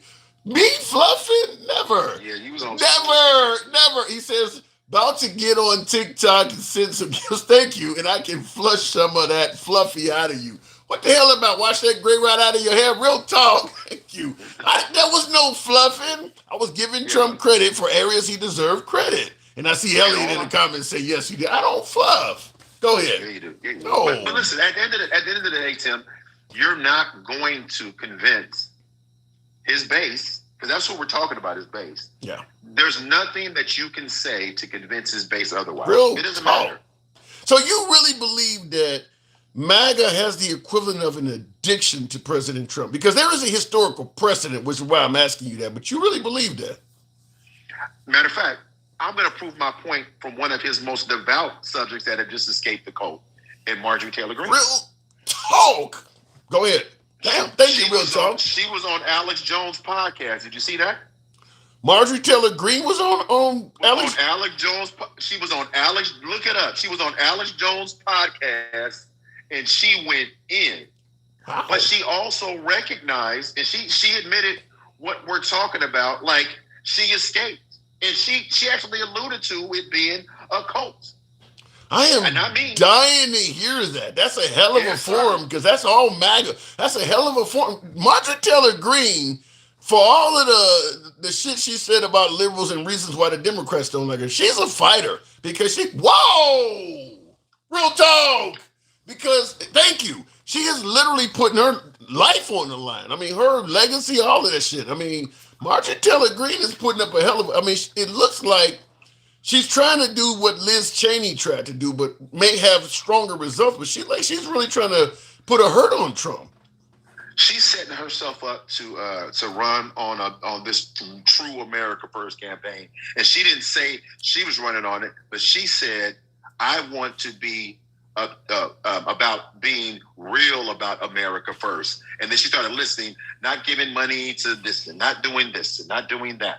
And all that, and protecting rapists. She went on, right? What she wants is Trump's original campaign promises, which Trump has flipped on a lot of stuff, correct, and MAGA has followed him. And she's saying, no, I want what you originally promised. Get out of overseas conflicts, give us the Epstein list, stop taking care of foreign countries. She wants the original promises, which I may not agree with them all, but I understand. This is what you voted for. This is what you want.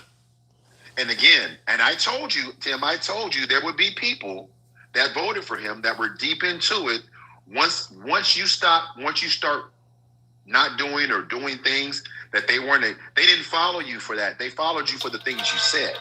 They didn't fact check it. They just followed you blindly. And now they're looking up going, wait a minute. And then the first time you push back, you get eviscerated. She said that too on the Alex Jones podcast. So here's what I'm saying. So you asked me, will they ever change? I told you this months ago. The Democratic Party's messaging wasn't going to, because they were just going to turn around and say it was all bullshit.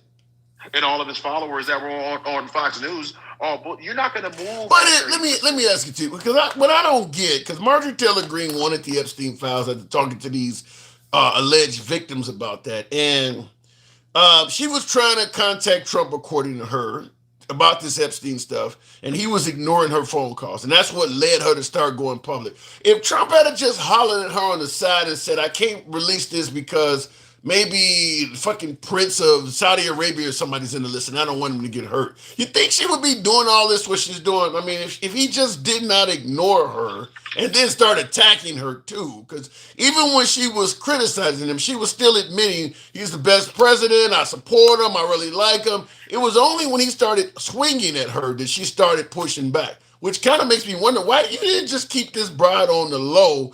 Why didn't you just let her get out of hand like that? That didn't have to happen.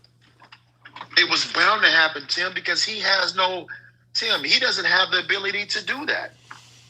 You can't keep your brides in order. This man has had so many hoes. You can't juggle a bride and everything. Well, damn. Now you calling women bras and hoes. Okay, listen. This is locker room talk. Goddamn it, we elect the locker room talk. Yeah, listen. Here's the problem, and I told you this before. These people are gone, and she was gone too. She admitted that. There's more like that. They just don't want to come out and say it. They were fooled by this compulsive liar. He's no better than who you think he is. He got on TV last night for 22 minutes and lied to the American people. He's trying to protect it from these damn files coming out tomorrow. They released photos today. I don't know if you saw any of those photos they released today, Tim. No. But I'm just telling you.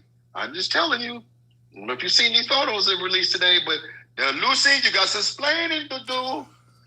I gotta go, but he still remains the best president in history, according to MAGA. Don't say that shit to me. Don't say that shit to me. And wait a minute. Real quick, I need the last word. Yeah, go ahead. Yeah, last word before you go. Understand this, Tim. At the end of the day, he's going to have to own. Oh, your guy resigning.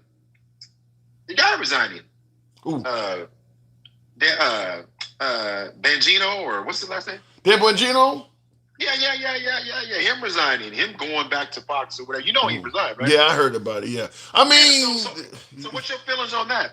My feelings on that is the dude was making a lot more money promoting conspiracy theories with a lot less stress, and it was something he could do forever, as opposed to getting involved in this shit that could fuck up his legacy and have his family not even wanting to admit that they were once involved in this shit. So he probably realized I make more money on the internet with these conspiracies than I do working for Trump, and I'm not taking all of this heat that I'm going to take. So, I mean, at the end of the day... No, Tim, wait a minute. You said, and you've always said, being attached to Trump is way more profitable. You've always said that. So okay, I'll stand corrected on that. For some, I don't know what Dan Bongino got going on, but for some of the folks, I do believe folks like the speaker is making a killing. We see Marjorie Taylor Greene. If you want to get in that realm, it is very profitable to be connected to Trump. I wish I knew his ass a little closer. Money rubs off of that guy. You don't think this man is resigning because he's seen some of them e-files, Tim? Because you remember, he was one of the big ones. He almost quit the first time. Could be. Behind this. Could be. You don't think he's leaving? Because nothing else makes sense at this point. He has everything he wants. He's close to Trump. He's in a powerful position. He's second in command. Why the fuck would he, of the FBI? Why the hell would he leave? That sounds like the same story for that admiral that resigned down in Venezuela. Same story. You're close to the top. All of the same stuff you mentioned. Why the hell would you get his up? And it's probably because, I mean, I'm not going to discount it. I'm not going to discount that. It's not a new conspiracy, Stevie D. You just got to think. And I know y'all don't critically think. I understand that. All right, Tim, I know you got to go. Pleasure talking to you. All right, moving on with the program. Tap the screen. Get us on up to 45,000. He also is at a different level. He doesn't have the capital to run with the big dogs. Well, the problem is when you look at all of the stuff he talked about on his podcast, and then they put him in a position of prominence like that, he's a failure. I mean, he made it sound like, he said a whole lot of stuff, like just a lot of stuff he said about the Epstein stuff, and then he got in there and he produced essentially nothing. And he was running under a guy who makes it clear he did not want the Epstein stuff to come out, talking about President Trump. Look, if you followed him on the podcast, There's no way in hell you would have thought once he was at the pinnacle of the government, at the top of the government, he would do what he did. I mean, he produced nothing. He produced nothing, and it's probably because of what Mike is saying. And he probably knows that the guy he is running under is a little bit more guilty than he originally thought. But we'll see. He's not going to go on the podcast and say that, at least not while Trump is in power, though. History will treat what happens day by day as a printed record in history, unless pukes like Democrats alter the records. Well, I'm going to tell you something. When you suggest that the Democrats are altering the records, when you read this plaque shit, these plaques that Trump is putting on the wall in the White House, he's altering the records. He literally has plaques on the walls under these presidents that is just his opinion. He didn't go by way of a historian or anything. He put stuff on the wall under President Biden's portrait, stuff on the wall under Bush's. I mean, just literally put plaques on the wall under folks that are his adversary, and just said all this negative shit about them. Like he said, nicknamed both Sleepy and Crooked, Joe Biden was dominated by his radical left handlers. That's him. All of that is him. That ain't coming from nobody. That is stuff that he created. Sleepy Joe Biden was not a nickname for Joe Biden. That is something he came up with. So he is rewriting history, what you're accusing the Democrats of doing. He's trying to rewrite history. My guess is these plaques will ultimately be taken down and auctioned off to somebody on the right that would like to have these things in their home somewhere. But this stuff is, the minute you get a liberal in there, all this shit's coming down. All of these plaques are coming down because this stuff has no relevance to history. It's just Trump's opinion. This ain't nothing but his like a tweet that happens to be on a stationary plaque. That's all that is. So that stuff is all coming down the minute Trump leaves the White House. And they'll, maybe a liberal would take it down and auction it off and get the proceeds to Planned Parenthood or Black Lives Matter or something. Who knows? Who knows? But it's coming down. Anyway, looking in the comments, after the first 4 years was a waste of time. By the way, we paid for this stuff. This stuff is coming out of U.S. taxpayer dollars to put these plaques up. It's insane. You're a 25-year-old incel with no career. Oh, you guys are talking with no career, Nick. At some point, USA is going to clean up the queerness. How do you clean up, Howard? How do you clean up queerness? Obviously, you're referring to people who are queer. How do you clean that up? I believe Iran has done a good job cleaning up the queerness, but it's generally done by punitive measures, killing them, stoning them, incarcerating them. Is that what you're suggesting, that queers should be punished? Let me know in the comments. Black man defending racist pedo. What is happening? Says Sam. Who's the black man defending a racist pedo? Let me know. I'll go back to the box. Tap the screen. We'll take the next caller at 45 thou. Looking in the comment section, I want to make sure I didn't miss anything here. And I see where Real Talk said I fluffed the shit out. We did not fluff on yesterday's show. We do not fluff here, folks. Going back to the box, tap the screen, get us up to 45 thou. And we're just talking about some of the things he said. I was taking notes when we were listening to it, but one of the things starting out is that the folks coming in this country under Biden all came from prisons and insane asylums. You notice they've never named any prison that released immigrants to come to America. They've never given the name of any insane asylum.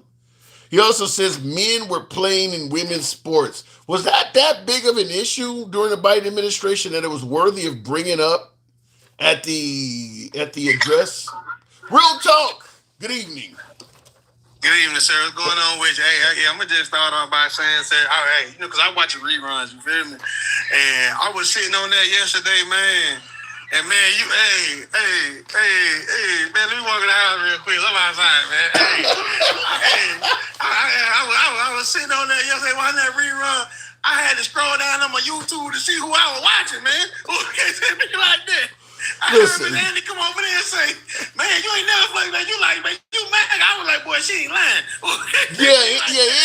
Andy came over here and told me, she said, you sure sound like MAGA. Look, I was giving the man, She wasn't lying, sir. Oh, She come wasn't on. lying, buddy. You were going hard, man. I was finna call you and say, I need to see the back of your vehicle, man. I need to see what's on your What bumper, are you man. suggesting? I may have a MAGA bumper sticker on my car? Hey, man, I don't know, man, but yesterday had me confused. Oh my God! Listen, it happened to be a show where content came up where Trump was viewed favorably, and I was giving him credit for things he's done. Oh, no, sir. I ain't gonna let you do it like that now. Oh, no. But let me ask you something. Let me ask you something. Is it wrong for a black man, for a liberal, to get Trump credit if he's done something good? No, it's not, but it's wrong if you acting like a black man, acting like he's gonna get a dividend check. Okay, so it be like that. Yeah, because I actually had people. I think I had Pobel in the comments is like, you're selling out. Like, selling out for who? Ain't nobody paying me. I mean, hey, I'm like the other people. I need you to take that hat behind you, so I need you to put it on right now. Okay, it be like that. I need you to cover that hand and get it warm. Oh, you know what I'm saying? Back all the way. Rumble where you at. You know what I'm saying? Listen, if the man does a good job, and I see in the comments, Jeremy says, Tim, you love fluffing Mike, don't you? No, this is not fluffing, folks. When Trump is doing things that are like securing the border, protecting the integrity of women's sports, the Lincoln Rally Act, he's done some things. And I will say the Operation Warp Speed is a fantastic thing that Trump did. He just can't take credit for it. But you would admit, real talk, you would admit he's done some good things for America, right? Yeah, okay. So far as that border thing, you know, on the aspect of it, of trying to get criminals out, I can say yeah. But I can tell you right now, I grew up in Miami, Florida. I worked around immigrants all my life and stuff like that. And them were some of the most nicest people I have ever met. They taught me a lot when I was working on them construction sites for free or whatnot like that and working hard.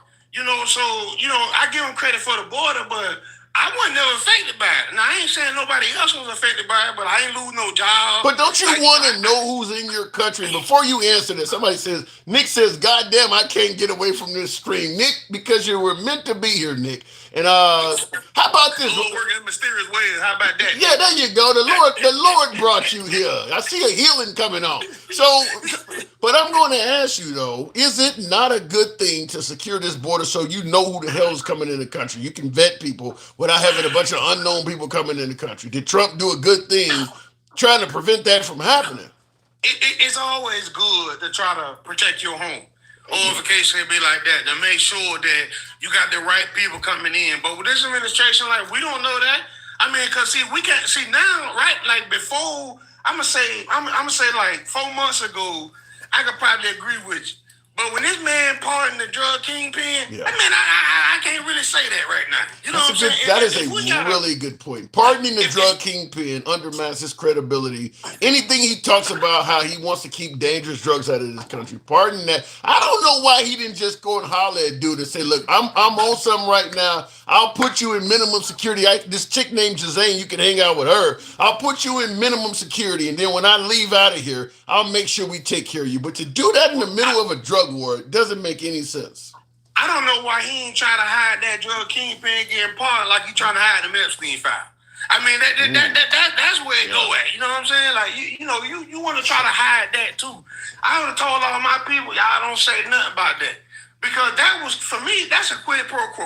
Okay, so it be like that. You telling us that you want to protect us from drugs and fentanyl, but you partner a man that brought tons of drugs. Yeah, I don't get that. Like I said, that is one where I don't think many of his supporters, even the ones that, like in his administration, Speaker Mike Johnson, I don't think they have any answer for that. Why would he, in the middle of a drug war, pardon a drug kingpin? There is no legitimate, and they're not even deporting the guy because they have a warrant for him back in his own country. Normally, when you serve time in America, once you get out of prison, we deport your ass out of this country, ban you from coming here, and we send you back to where you came. We didn't even deport the guy. So they don't know where he's at. And that goes to show right then and there, like, he not going after Jack Smith and Fonnie Williams and Letitia James because they did something wrong. Right. He's going after them for Revenge. retribution. Yes. Because he don't really care about wrong. But see, one thing about his supporters, they a lot of them got a lot of sense. Because I have talked to a lot of them. A lot of them got a lot of sense. You're talking about MAGA. You're saying a lot of MAGA has sense. Okay, we're getting somewhere. Yeah. We're getting somewhere. Because I got on his True Social, you know what I'm saying? I have talked to some of them, and some of them are real reasonable people. people. So I'm not gonna put all the bad ones with the good ones or whatever case. I'm gonna give credit where credit due at. So I understand when you give Trump credit when credit is deserved. I just don't understand the fluff masters or if case should be like that. There is no fluffing. There is no fluffing. Well, you know what, sir? That makes me feel better. Let's just go with that for right now. It should be like that. No, like I said, look, I'm not saying the guy. I'm not like MAGA where I'm saying the guy is the best president we've ever had in America. I know. But I'll give him credit if he does something You're right. just digging deep for him. That's all. You're giving him credit, and you're going beyond. Beyond the status quo. It should be like that.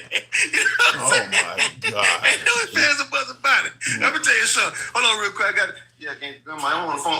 When I get off here, I need to get with him. All right, now what you said now, sir? No, I'm just saying. I give a guy credit when he deserves credit. I'm not such in the camp or such a hateful person towards any politician that I won't give him credit for anything. And I do know Trump. I ain't gonna lie, because yesterday, man, when I listened to you talking, I was going to the kitchen cook me something, and man, I almost just grabbed the meat out the refrigerator and just ate it. Are you suggesting that what I was saying was pissing you off so much you almost ate raw meat? I felt great to Grandma Miami. Let me get some of that uncooked meat. I gotta say, I'm happy to hear you watch the shows of the rerun. And by the way, folks, what he's talking about, all of the shows we do live are on YouTube. If you go to the Handsome Liberal on YouTube, click the lives. Every show we've ever done is on there. So if you missed today's show and you just happen to want to see it, it's right there on YouTube. So every show is always on YouTube. Same name. When I get up in the morning and get ready to go to work, I be like, man, let me go ahead and look at him real quick. I'm getting ready. I don't see that show. I see them old reruns that I already watched. I get mad, man. What are you doing, man? Well, I gotta say, you're actually making me feel somewhat special. I'm just saying, man. Look, if you're gonna dedicate yourself to the fluff, and I need you to fluff hard. You gonna catch that be like that? Get it in, so I can go ahead and get my thoughts together. Oh my God! But if he does something good, like I said, I'm gonna get a guy credit when he does something true. good. So. And that's true. No, all jokes aside, if he do something good and it helps people, then I'm all for it. You know, I don't support the man. I really think he's a terrible human being. But if anyone, growing up, my mom and my family always said that credit is due to a dog. Or if it can't be like that. Damn. So no matter what that person might do that's wrong, when they do something good, good is good. Or if it should be like that. But at the same time, what we have to do is understand the reason of why they doing that good. Because some good can be justified, and some good can be personal to make us perceive it as justified. Well, let's be honest. Trump is a politician, just like all politicians. Yeah. Everything they do has an ulterior motive, just like any other politician. They're doing good for you because they want you to vote for them. But before I let you go, I want you to answer something. You said that the man is a quote unquote terrible human being. Why would you say that about President Trump? The reason why I would say that, for an example, I watched him at a press briefing today, and the reporter had asked him and said that the ACA subsidies was about to run out in a couple of days. Like, are you going to do anything about it? He started blaming the Democrats. He started saying that, they just want this money. I want to get the money I want the money to go to the people. But right now, the people need something. Just like that drug kingpin needed to be pardoned right now. And he was able to do that for that criminal right now. So why he can't do it for us hard-working Americans? Because it's America first and we the Americans that he loved, right? That's a good point. That's a real good point. I don't know why. And Mike Johnson has sent Congress home early. It sounds like they had the votes to at least try to see if they can extend. That's what you had four Republicans that sided with the Democrats, and he sent them home early to avoid that vote. Yeah, it sounds like they actually, at least Trump, because Mike Johnson is nothing but a vehicle for Trump. Whatever Mike Johnson does, you can rest assured it was approved by Trump. It sounds like Trump actually wants the subsidies to expire. He wants them to. He do. Because like I said, when I was watching that press briefing today, the reporter asked him, he talking about something that they ain't even got ready right now. And then he said, it can go through right now, But, we need the Democrats to come on, but they beholden to the pharmaceutical people. See, his thing is, it's really not about helping people. It's trying to make himself look good and blame others. How about this? Why don't you go ahead and extend those services so these people and these old folks, and these people who can't afford it can still have their health care at a good price, and then work on something and pass it and stop being Mr. EO Master. Wow. Well, it's going to have to be dealt with. It's going to have to be dealt with quick. The minute people are uninsured, this is about to become a major problem. I got to move it on. Real talk. Okay. All right, sir. Thanks for bringing me on. Now I'm looking forward to your fluffing. Now do your job right now. We do not fluff. Understand that this is a no fluffing zone. Day, sir. All right, real talk. Appreciate it. Thanks for the support of the show. Tap the screen. A lot of lazy thumbs in there. We should be around 70, 80,000. Tap the screen. Get the likes on up to 55. 50. Take the next caller at 55. At this point, my flag is toilet paper. Damn. At this point, my flag is toilet paper. Have you lost that much of your patriotic existence towards America that you're saying? Elite Hall in the comments says, at this point, my flag is toilet paper. Damn. That's that. Come on now. Really? Classifying fentanyl as a weapon of mass destruction is saving millions of lives. Thank you, Donald Trump. Best president ever. I don't get the ever part. I don't. When you think about George Washington, helping us defeat the English and becoming a nation, obviously Lincoln, squelched the Civil War, which was about to break this great nation in half. He also gets credit for freeing the slaves, ending slavery. We've had presidents send a man to the moon. We've had, end women's suffrage, giving people civil rights. How does Trump get the title of best president ever? Somebody let me know, and I'm talking from a standpoint of my beloved MAGA. Somebody let me know what President Trump has done to qualify as best president ever. I don't get that. And look, and like I said, I'll give him credit for where he deserves credit, but you're talking about, Reagan, Gorbachev tear down this wall type shit. What has he done? And I'll state it like this, because when I say Gorbachev tear down this wall, or on December 7th, the Japanese Empire, a deliberate and sudden attack, you already know what I'm talking about. You already know what I'm talking about when I say this stuff. 7 years ago. You already know what has Trump did 25, 50, 100 years from now that people are going to be talking about and giving him credit for. Best president ever. What are the attributes? What is on his resume that gives him that title? Best president ever. Because there's a lot of people that say that. I get a lot of MAGA that says he's the best president ever. I'm trying to figure out, what has he done to reach that pinnacle? Get us up to 55,000. We'll take the next caller. Trump is Miriam Epstein's adolescent lapdog. But that ain't something that's going to give him the title as best president ever. You know better than that. No man has ever been to the moon. Okay, well, handsome conservative, that doesn't take away all the other shit I brought up.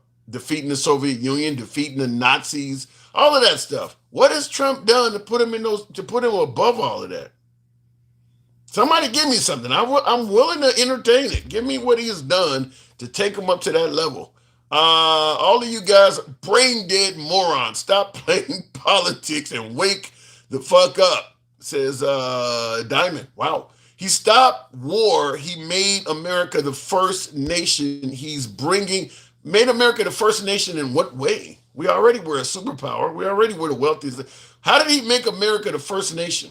You said he stopped the war. What war? He stopped the war. He made America. By the way, there's a lot of presidents that have stopped wars. Stopping a war alone ain't gonna make you the first best president. Because I just mentioned we had folks, once we bombed the Japanese, Nagasaki, Hiroshima, we stopped the war. There's plenty of presidents that have done that. What has he done to make him the best? He said he's bringing in trillions in jobs. Okay, that ain't happened yet. You're giving him credit for stuff proactively? That hasn't happened yet. He's getting back into shipbuilding. That hasn't happened yet. He's stopping the flow of drugs, saving Americans' lives. Once again, you're giving him credit for a bunch of shit that ain't happened yet. I mean, you're saying he is stopping drugs. Ronald Reagan could have told you that with the war on drugs. Didn't turn out very well. But if you had to listen to him in the beginning of his "this is your brain on drugs" type commercial days, it would have sounded like he's stopping drugs. You're giving him credit for a whole bunch of shit that hasn't happened yet. What has he done to make him best president? Give me what he's done, not what you perceive he will do. You can't get a man credit proactively. I mean, he just walked up to the plate and you're already counting up a home run. They haven't even thrown the first pitch yet. I don't get that. Let me go back to the box. You're way ahead on that. Jeremy, good evening. Welcome to the show. He holds the title as best lying president in history, says Billy White. Jeremy, good evening. It's good to be back. How's Fluffin' Mike doing? Mike is doing very well. He came through with some good tidbits. Yeah, that was a great way of avoiding the question. How does it feel to fluff him all the time? I don't think Mike is fluffing. I certainly do not fluff. This is a no fluffing zone. But I wanna. Did you see his speech last night? I did not. I fell asleep. You couldn't stay up for the guy you voted for. This is the man you voted for, Jeremy. I can watch the highlights. What's the big deal? Have you seen the highlights? Not yet. What the fuck? You voted for this guy? I have a life. Okay, and I'm no offense. And Trump is hilarious, but he's not a big titted girl. Okay, I'll leave it at that. I can't argue with that. I'm just saying. Okay. I'm just saying. Who do you think I'm gonna be hanging out with? Fair enough. More Who often? gives a damn about a war when you got titties? I get it. Exactly. Come on. I get it. Okay. So that kind of removes me being able to ask you a whole host of questions if you ain't seen this shit yet. Have you heard about the plaques in the White House? Yes, I have. What the fuck is that? What the fuck is that? That's just petty, ridiculous dog shit, of course. Like, again, the guy I voted for ain't the same guy I'm seeing in office, and it really pisses me off. You know, he could have been the greatest president. And honestly, I'm going to say this right now. He almost was in his first term. I guess I would even ask on his first term, what has he done? Because his first term, in my opinion, was significantly better than his second term. I get folks all the time, you ain't the same guy, you're moving too far to the left, you're too progressive. I'm like, no, I'm on the chart. I'm a little bit left of center. I remain where I'm at. It seems like I'm moving further to the left because your ass is moving further to the right. A lot of the Trump and a lot of MAGA has moved significantly further to the right. So everybody else looks like they're moving further left when in reality they're in the same spot. You're moving further away from them. Yeah, I know. It is what it is. Honestly, at this point, I can't. I just. Oh, it's so frustrating. There are good things though. I will say he did correctly diagnose that our healthcare system is fucked up, and it's heavily due to Obamacare. His prognosis. Wait. But what was our healthcare system like before? You're I don't know if you're old enough because what are you 29? Yeah, I'm 29. Okay, so you don't remember what our healthcare system was like before Obamacare. I don't remember offhand, but I know it was still cheaper. We're talking about people being able to actually get health care. It sucked before Obamacare. That's why Obamacare came along. It's because people were complaining. Obamacare is one of the biggest scams anyone's ever had. I remember you talking to the lobotomite we call Mike earlier today. What the hell do you got against Mike? Mike is such a retard. He doesn't know what the fuck he's talking about half the time. He's poorly researched, and then he gets up and talks all sorts of shit that he can't and back up. This is the kind of guy who goes and claps on airplanes and that kind of shit. Yeah? Like when they fucking land, they're like, yeah, we landed. Okay, that's funny, but my opinion of Mike is the opposite of yours. Oh my God, he claps it. Listen, if you land on an aircraft and you're afraid of turbulence and shit like that, you might want to get a pilot a little bit of an applause. What's wrong with that? Somebody don't like you, but what's wrong with that? That's all right. Well, whatever. It just shows a bigger issue. But back to healthcare. Here's the problem with healthcare, and here's the problem with getting government involved. It always goes bad. The only thing the government should do is be a referee. They should be a referee. And so what, you just let the healthcare system run itself? It should run itself with the rules enforced by the government. The government should be a rule enforcer and a rule maker, not a controlling body. There's no good thing that came after that. The reason why healthcare is so expensive is because we let the government in the first place. Healthcare, or before the government started getting involved, was actually very cheap. And for those who couldn't afford it, private charities were actually were actually doing way better than current government healthcare actually does for its people. This was a well-known thing. I gotta disagree with you somewhat, and Mike is pushing back in the comments. Mike claims this. Mike, in reference to you, says this man hasn't been with a woman since birth. So he's indicating you haven't seen pussy since an umbilical cord was attached to it. I don't know, but that's what he said. He says you haven't been with a woman since birth. So he don't like you either, apparently. But what I'm apparently he's watching me 24/7 with some binoculars, like some creepy pedo. But whatever. What does he have? Jeremy derangement syndrome? I think he has Jeremy infatuation system. I think he wants to see me get in the shower. I think he wants me to dance for him or something. Oh Lord. Okay, I'm gonna leave you two gentlemen alone. Go back to the titties you told, says Sam. Listen, I'm never gonna hate on somebody that tells me to go back to a pair of titties. Shout out to you. But President, okay, let me give you some. Since you didn't hear it and you haven't seen any of the highlights, I have them all, just like I do with Charlie Kirk's statements. One of the things he continues to say is that all of these folks are coming here from prisons and insane asylums. Where the hell is that coming from? Do you know of any prison that released any insane? Do you know the name of any prison, the name of any insane asylum? Where is that coming from? So what he's doing is he's taking something that's kind of out of proportion to the point where it's not true. What actually happens is a lot of times in these governments, including in Mexico's government, is that when they don't have someone, when they have like too many costs to keep someone in an asylum or do something like that, keep someone contained in their prisons, and they don't know what to do with them. And assuming they're not connected, I'm not aware that anybody got out of incarceration, whether it's an insane asylum or prison, and started walking and suddenly came across the border. I don't know. To me, I don't even think he's exaggerating. I think he's just fabricating this shit out of thin air. I mean, he's not naming any insane asylum or prison anywhere in the world where people are coming straight out of that to America. Yeah, well, they're not just like specifically going off and just trying to get these people across the border. What they do is usually they give them a ticket to some place where they can leave like a city, like it's usually a municipality, and on border towns, and then they'll just send them right on the border itself and just get rid of them if they don't have enough money. I mean, when you leave a prison or you leave an insane asylum, you have nothing. I mean, in America, what did they give you? $50, $100, and some clothes, an outfit, and not even clothes, but an outfit. The idea that you're going to take that and then proceed and try to get into another country. Usually people end up paying coyotes to smuggle them in and shit like that. You're not going to do that coming straight out of prison. Yeah, they usually give them like maybe some chump change or something like that. But Mexico's government doesn't give a fuck. I'm not disagreeing with you about Mexico's government. I'm just saying what Trump's saying here, it appears to be a straight up lie. Now, it's not a coordinated effort, and this is something that happens all the time in third world nations where they don't have the infrastructure to keep people in any place, or to do basic stuff. Is they'll kind of find a way to transfer this to somebody else, and Mexico does it to their neighbors to the south as well.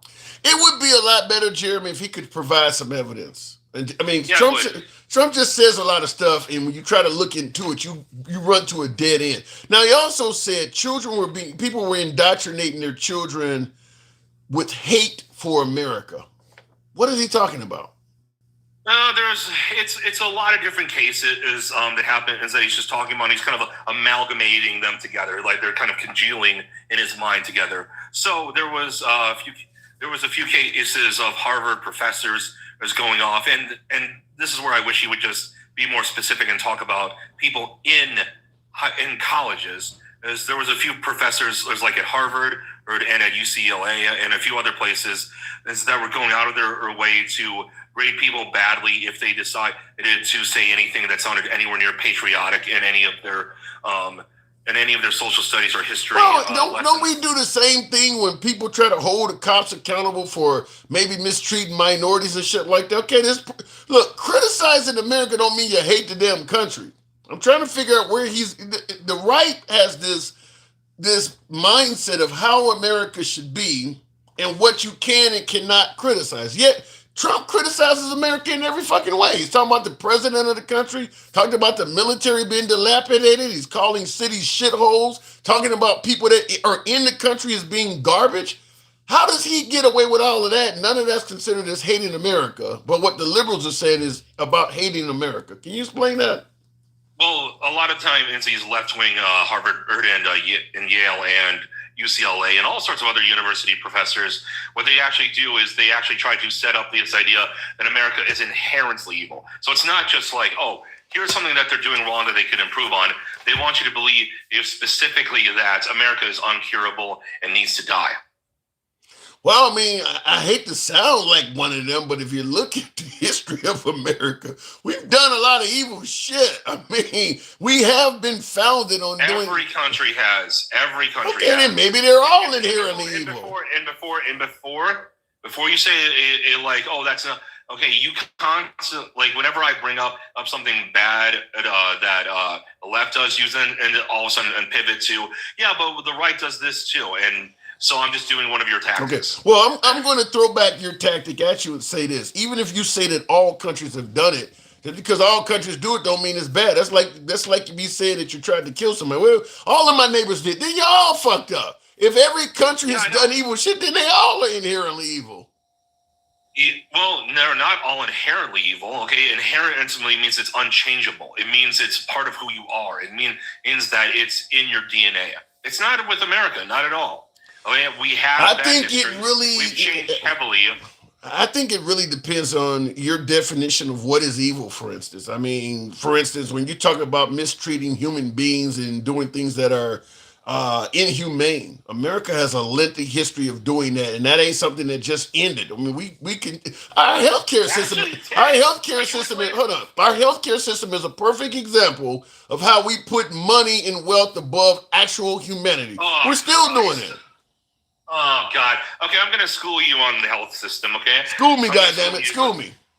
Okay, first off, we don't have a free economic healthcare system. We don't have a healthcare system. There you go. You just made my fucking point. All these other countries that are significantly poorer does, and we don't because we'd rather keep the money in our pocket. No, they don't. We don't have a market economy when it comes to our healthcare system. But guess what? All these countries that you say have free healthcare don't have free healthcare. Almost no country in the world does. They provide their citizens with better healthcare at their lower GDP value than we do. And Mike in the comments even says, your boy Mike says, we are on the human rights watch list. What say you? Those lists are run by idiots who don't know what they're talking about. They're not an official source. They're not a good source of information. Human Rights Watch lists, okay? Who cares what they have to say? That would be like if the Klan and said, well, Tim is a hateful, mean machine. He said bad things the other day. And said, as president of the Klan, David Duke, Jeremy, you ought to go to the jail cell. You do realize that these Human Rights Watch lists are created by our allies. These are not people that hate America. These are people that we are... These aren't always the best allies. Not only that, but what is your definition of the best ally? Honestly, we don't have a whole lot of good allies right now because a lot of them are run by idiots. No, because a lot of them that used to be the best ally is realizing they don't like Trump and suddenly they're no longer the best anymore. It's because you're following Trump and ignoring our allies. Now, let me get back to my original points. Okay? Most of the countries around the world that supposedly give people free healthcare don't. They have hybrid systems. Okay, and over 10% of people in the UK regularly use private healthcare because guess what? The lines are faster, the healthcare quality is better, and the subpar service. What do the unemployed use? What do the unemployed or underemployed use?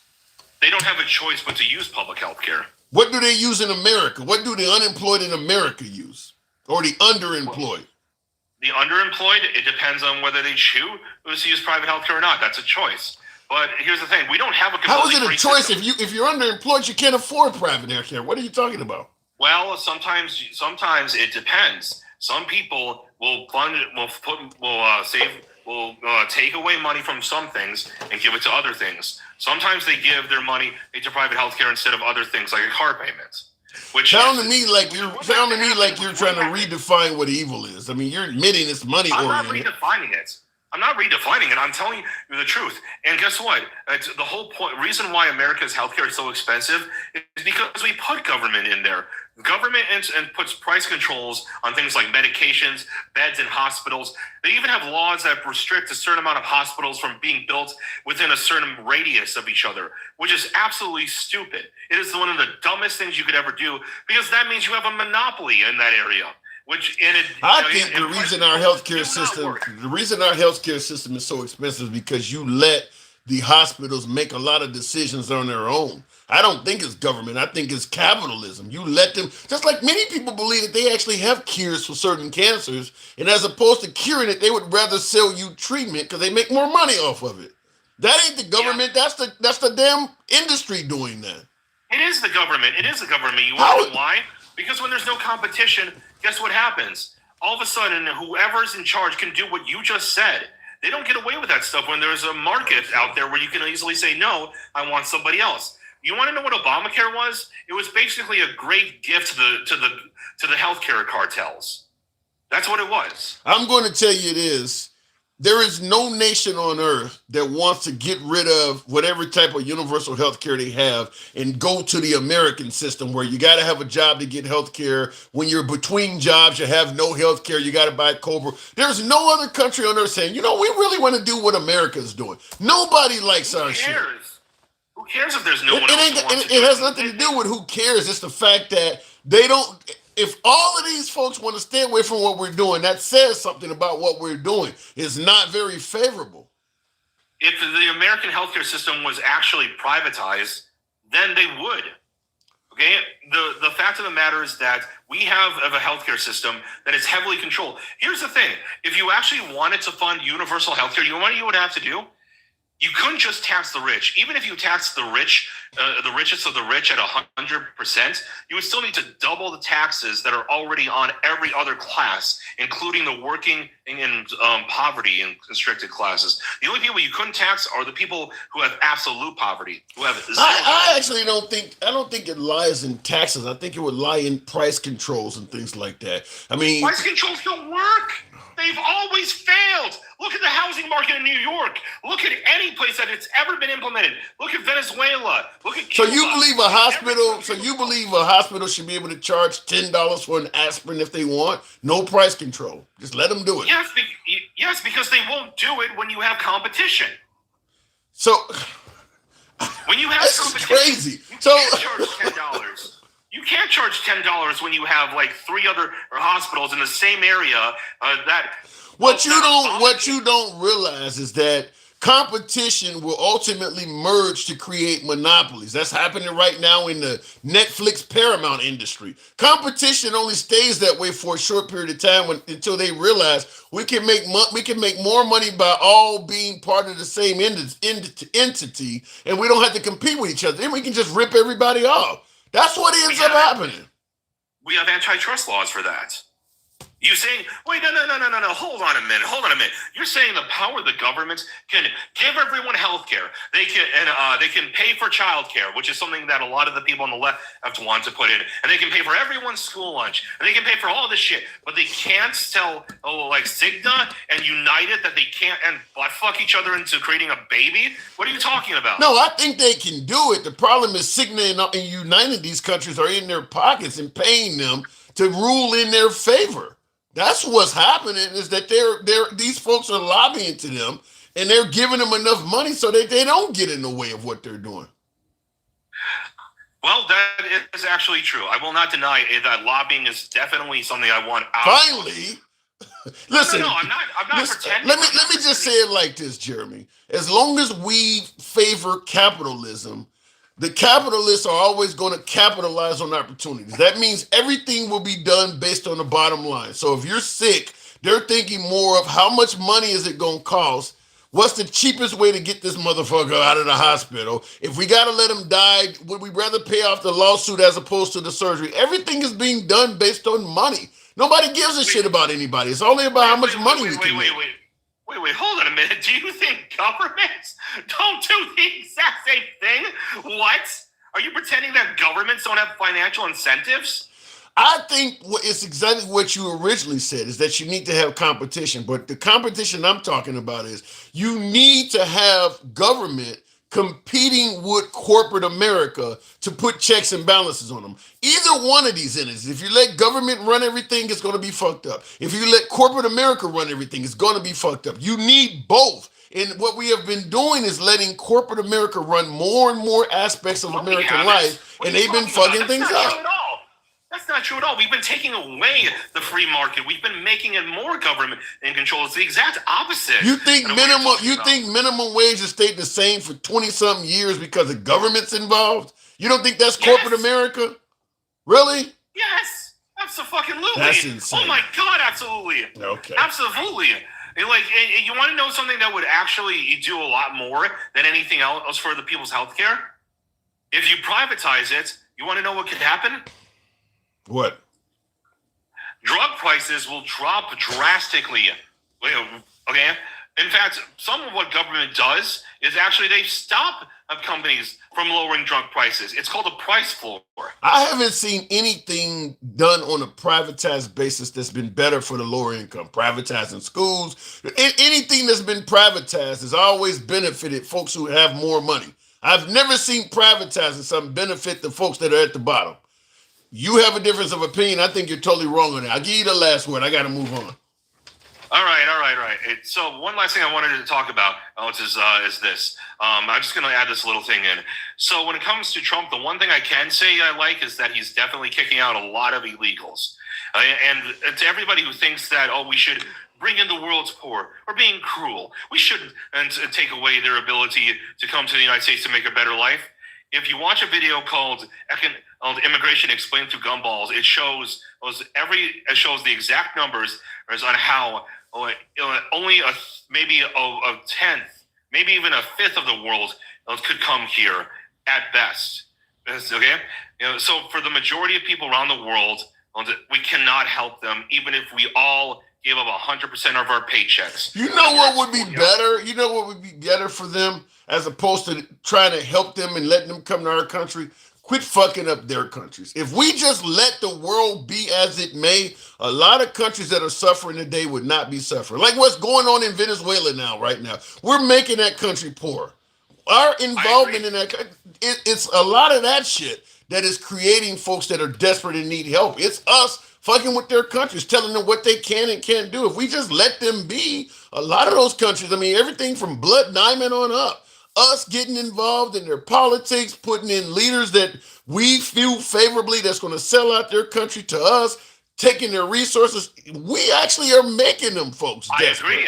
I agree with you, Tim. I'm in favor of getting rid of all foreign aid and stop fucking with their economies and let them grow and develop on their own. Stop putting ridiculous EPA rules that keep them from developing themselves into first world nations. But anyway, Tim, you have a great day. Merry Christmas to you. Appreciate it, Jeremy. Anytime, man. Thank you. Moving on with the program. Oh my God, who said that?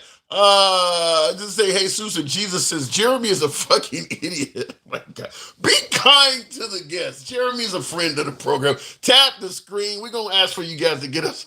Oh my God, 75,000. Tap the screen. Get the likes up. America does to countries around the world what white supremacists, I guess that means, America does to countries around the world what white supremacists have done to Tulsa, Rosewood, and other places. That's true.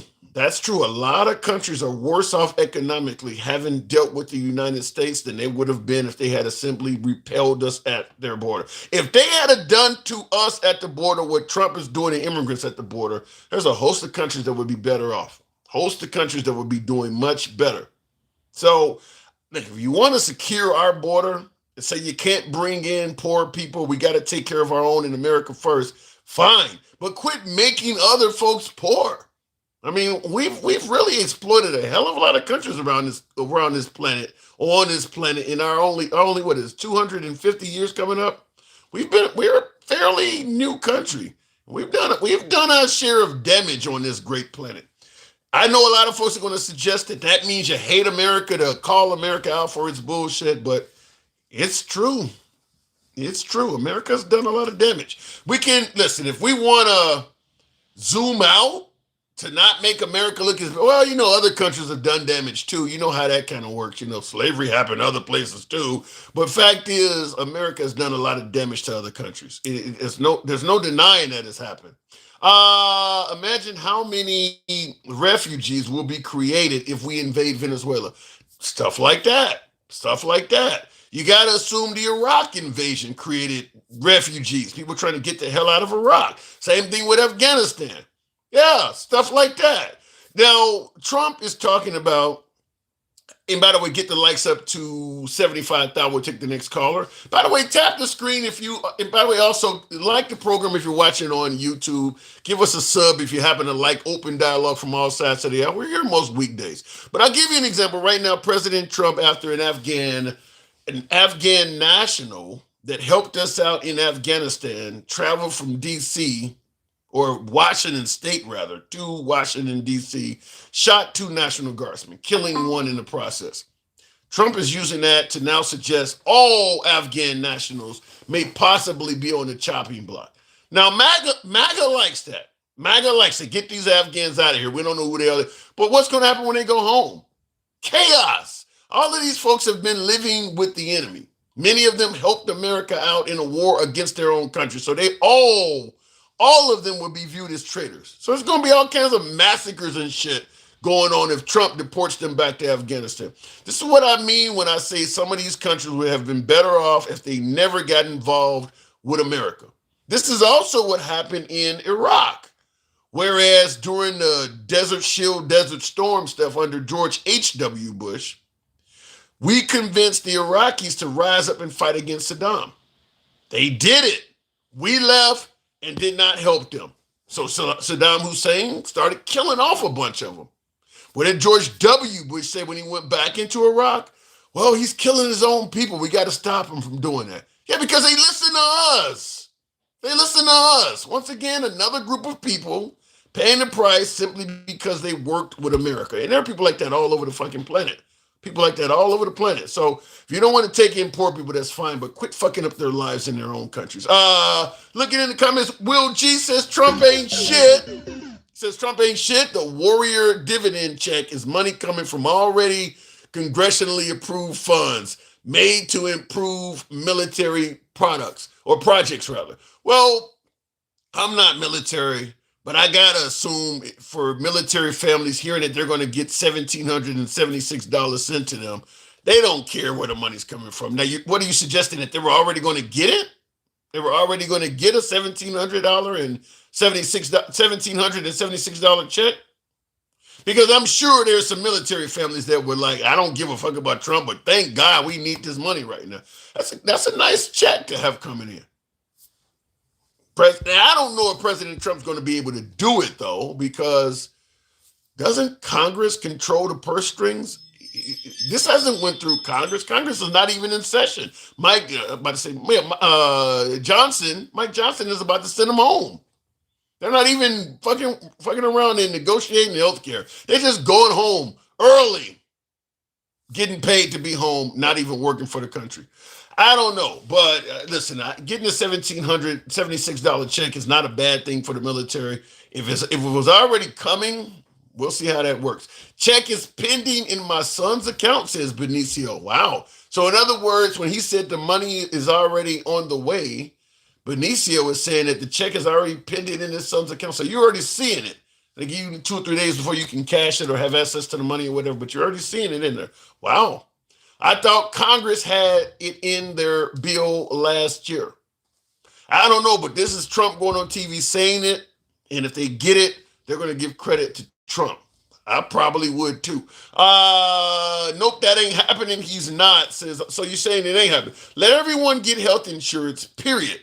We all should have access to health insurance. Look, I get that the right disagrees with that, but I'm on the same playing field. I suggest it should be just like you dial 911. Doesn't matter if you're broke and homeless. The police are going to come save you and do whatever they got to do. I don't care if your home is being invaded or you're trapped on the top of a mountain and they got to use all kinds of expensive resources like helicopters and shit to come take you up. You dial 911, they're going to come and help you, and there's not going to be a charge. I think healthcare should be the same way. And other countries are doing it. I don't believe it is outside of the realm of possibility in America, other than a lot of capitalists don't want their money going to help poor people. But I believe if we really wanted to do it, it could be done. They don't have no problem putting your ass in jail. They don't have no problem with, we have no problem building more and more prisons that give you health care, give you food, and give you housing. They'll build prisons all damn day. But somebody who just wants to be able to go to the doctor and get a checkup, nah, we can't really pay for that. The money is there. The money is there, in my opinion. Looking in the comments, $500 charge to ride in an ambulance right now in Alabama. There is no excuse for that. I have no idea why, other than we let the free market decide. I think this is another area where government should intervene. I don't think it makes any sense for two people driving you a few miles to a hospital to be able to charge you thousands of dollars to do that. In some cases, I think I did. I had a hospital ambulance ride about 10 years ago. I was having heart palpitation, like $2,200 or something like that. 3 miles for that. They had an EKG machine on and all that. I was fine, but $2,200 for that. I don't believe they should be able to do that. I mean, the two people in the ambulance are probably making less than $30 an hour. There's no way to explain why that shit costs that much. It just shouldn't. It should not cost that much. Trump screwed the military triple time, stealing money to improve military living, giving it to troops to piss it away on top of shit down in Venezuela. That Venezuela excursion is costing a fortune. We're losing money on that. We're going to lose a ton of money on that. Just imagine how much each missile, each projectile costs to take those boats out. I mean, you're spending tons of money to take out two or three drug dealers. I mean, that's insane. They're spending tons of money on that. Let me go back to the box, tap the screen, get us on up to 85. We'll go to Takesha Bouie. Mike, make Kamala Harris sober again. Kamala Harris is not even relevant at this point. She's not. Why are we talking about Kamala Harris? Takesha, good evening. Because you talk about her. Because you talk about her. No, I don't say she's drunk. I say she was a bad candidate. Listen, Tim. That money that Donald Trump is talking about giving to the service people, the person in the comments was right. It was already congressionally approved for their housing. Trump not giving them no money. And he stood up there and told that big fat face ass lie. And it just really don't make no sense. So is that the same amount they were going to get? Was it already 17? Yes, Tim. Okay. I'm not military. I don't know this shit. I listen. You need to try to talk to people in the military. Or you need to start watching the congressional budgets and bills, Tim. Trump ain't doing that up there lying. Let me say it this way. I've been talking to folks all year, plenty of military folks. None of them told me we already got a check coming in for $1,700 from the government. Nobody brought that up. My friend's husband is in the military. And if it's pending already, and he just said it last night, and Congress ain't in session, come on, Tim. You gotta be smarter than that. You gotta know that it was already theirs and ready for them to get. Don't play stupid, Tim. Well, I gotta see what more members of the military say. So in other words, they already were expecting this. They was already getting it, Tim. Listen, this is what I wanted to come up and say. This how you know that this administration can get MAGA riled up and then they forget about what they done said. Tim, where's the girlfriend of the founder of Antifa that Kristi Noem arrested a couple of months ago? I ain't heard shit else about it. Okay, Tim, that's my whole point. She said in a bold-faced lie on national TV, she arrested the girlfriend of the founder of Antifa, and we ain't heard nothing else about it, Tim. Who the hell is We ain't seen no pictures. We ain't getting no name. Tim, where she at? It sounded good, okay? That's what it is. Anyway, yeah, all the lies they tell sound real good. Now, this is the second thing I'm going to talk about. Mike Johnson took his flip-flap mouth and you're breaking up. I'm not able to. You're. Unfortunately, you're breaking up, Takesha. I'm gonna give it a moment to clear. Your signal's breaking up significantly. Yeah, yeah, you're real bad, and I don't know why. Because it's not saying you got low bars. Are you there? All right, I'm gonna have to move it on. Unfortunately, Takesha, and I appreciate you holding. I want to bring you up. We'll try it again, maybe in a little bit. Mr. G says we know people won't care. It's money to piss away, but when shit hits the fan, everyone is going to be wondering why. I think in some cases you can see the shit coming though. Some of the stuff you can clearly see it. I didn't know about the military thing though, so she got me on that. Tim, she is going to put a belt on you. He said Takesha's gonna whip me with a belt. Get a good whipping by auntie. All right, you know, sometimes some guys kind of like that shit. It's called getting flogged. I read about it in a book. Shit's been coming.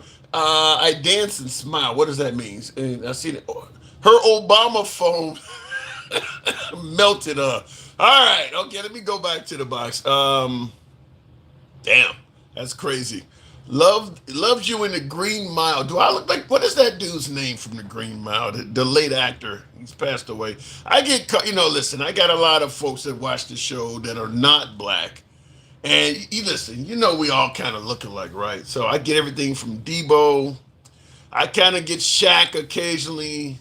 Any big black dude that's fucking bald head, I fit all of them. Some of these motherfuckers are 2-3 shades darker, 2-3 shades lighter.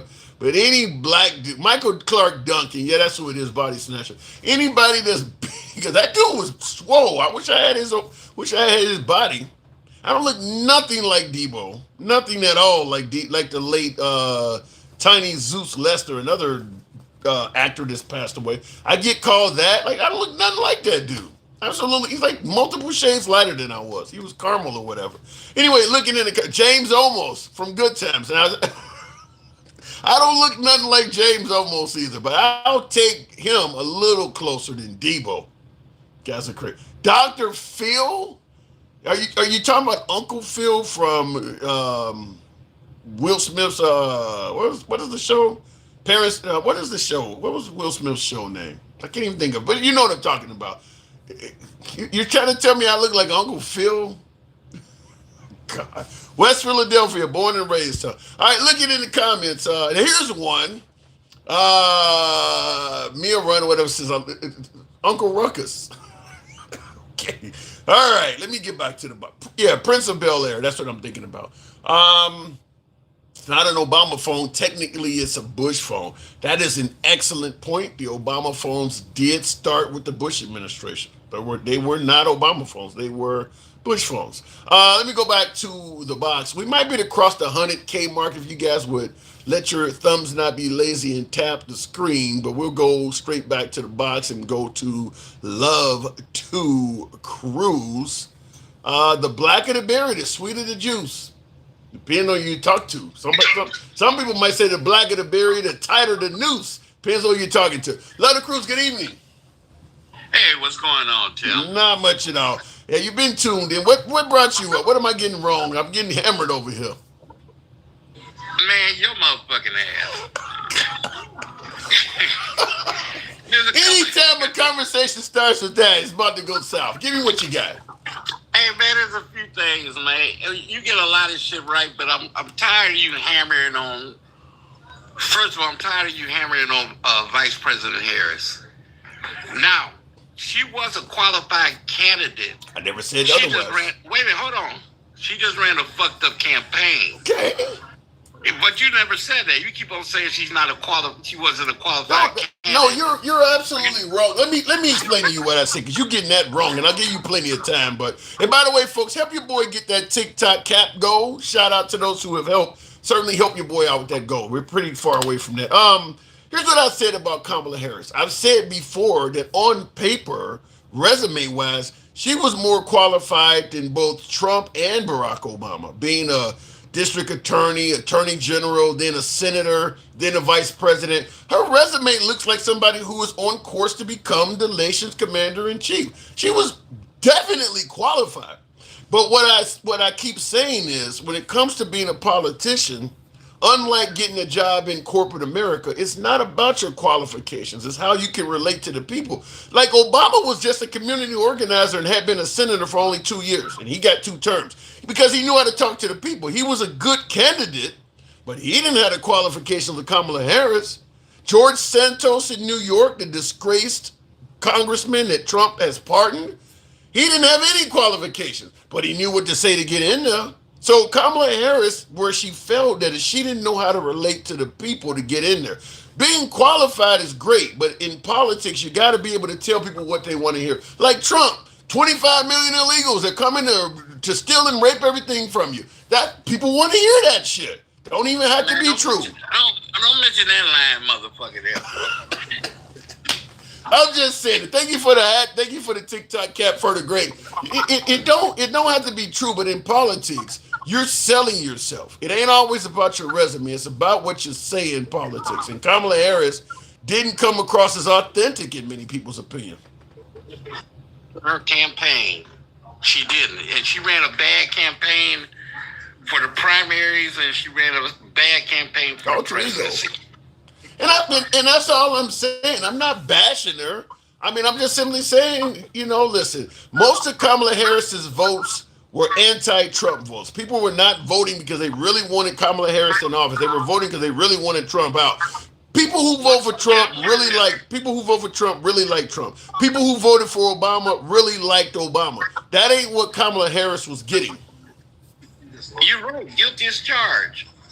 Guilty as that's me. That's what I did. I was guilty of that. All right, then. But yeah, man, that lying ass motherfucker yesterday, man. That dude there, boy. And let me tell you something, man. That Venezuela thing with him killing people, this is just ridiculous. There's no way those are drug people. And if they are, do you really think a little boat like that with outboard motors is going to go 1,700 miles on the ocean? Well, they got their explanation for that. And by the way, Mike the Sailor and Danny and Alter Ego, appreciate all of you folks showing the program some love. The argument they're suggesting, and the argument they're making is that tanker, wow, thank you for that. Get your boy looking like a one-eyed pirate there. The tanker that they just seized, they're saying that those boats were going to rendezvous with stuff like that, get more fuel and continue on this journey. That's what they're saying.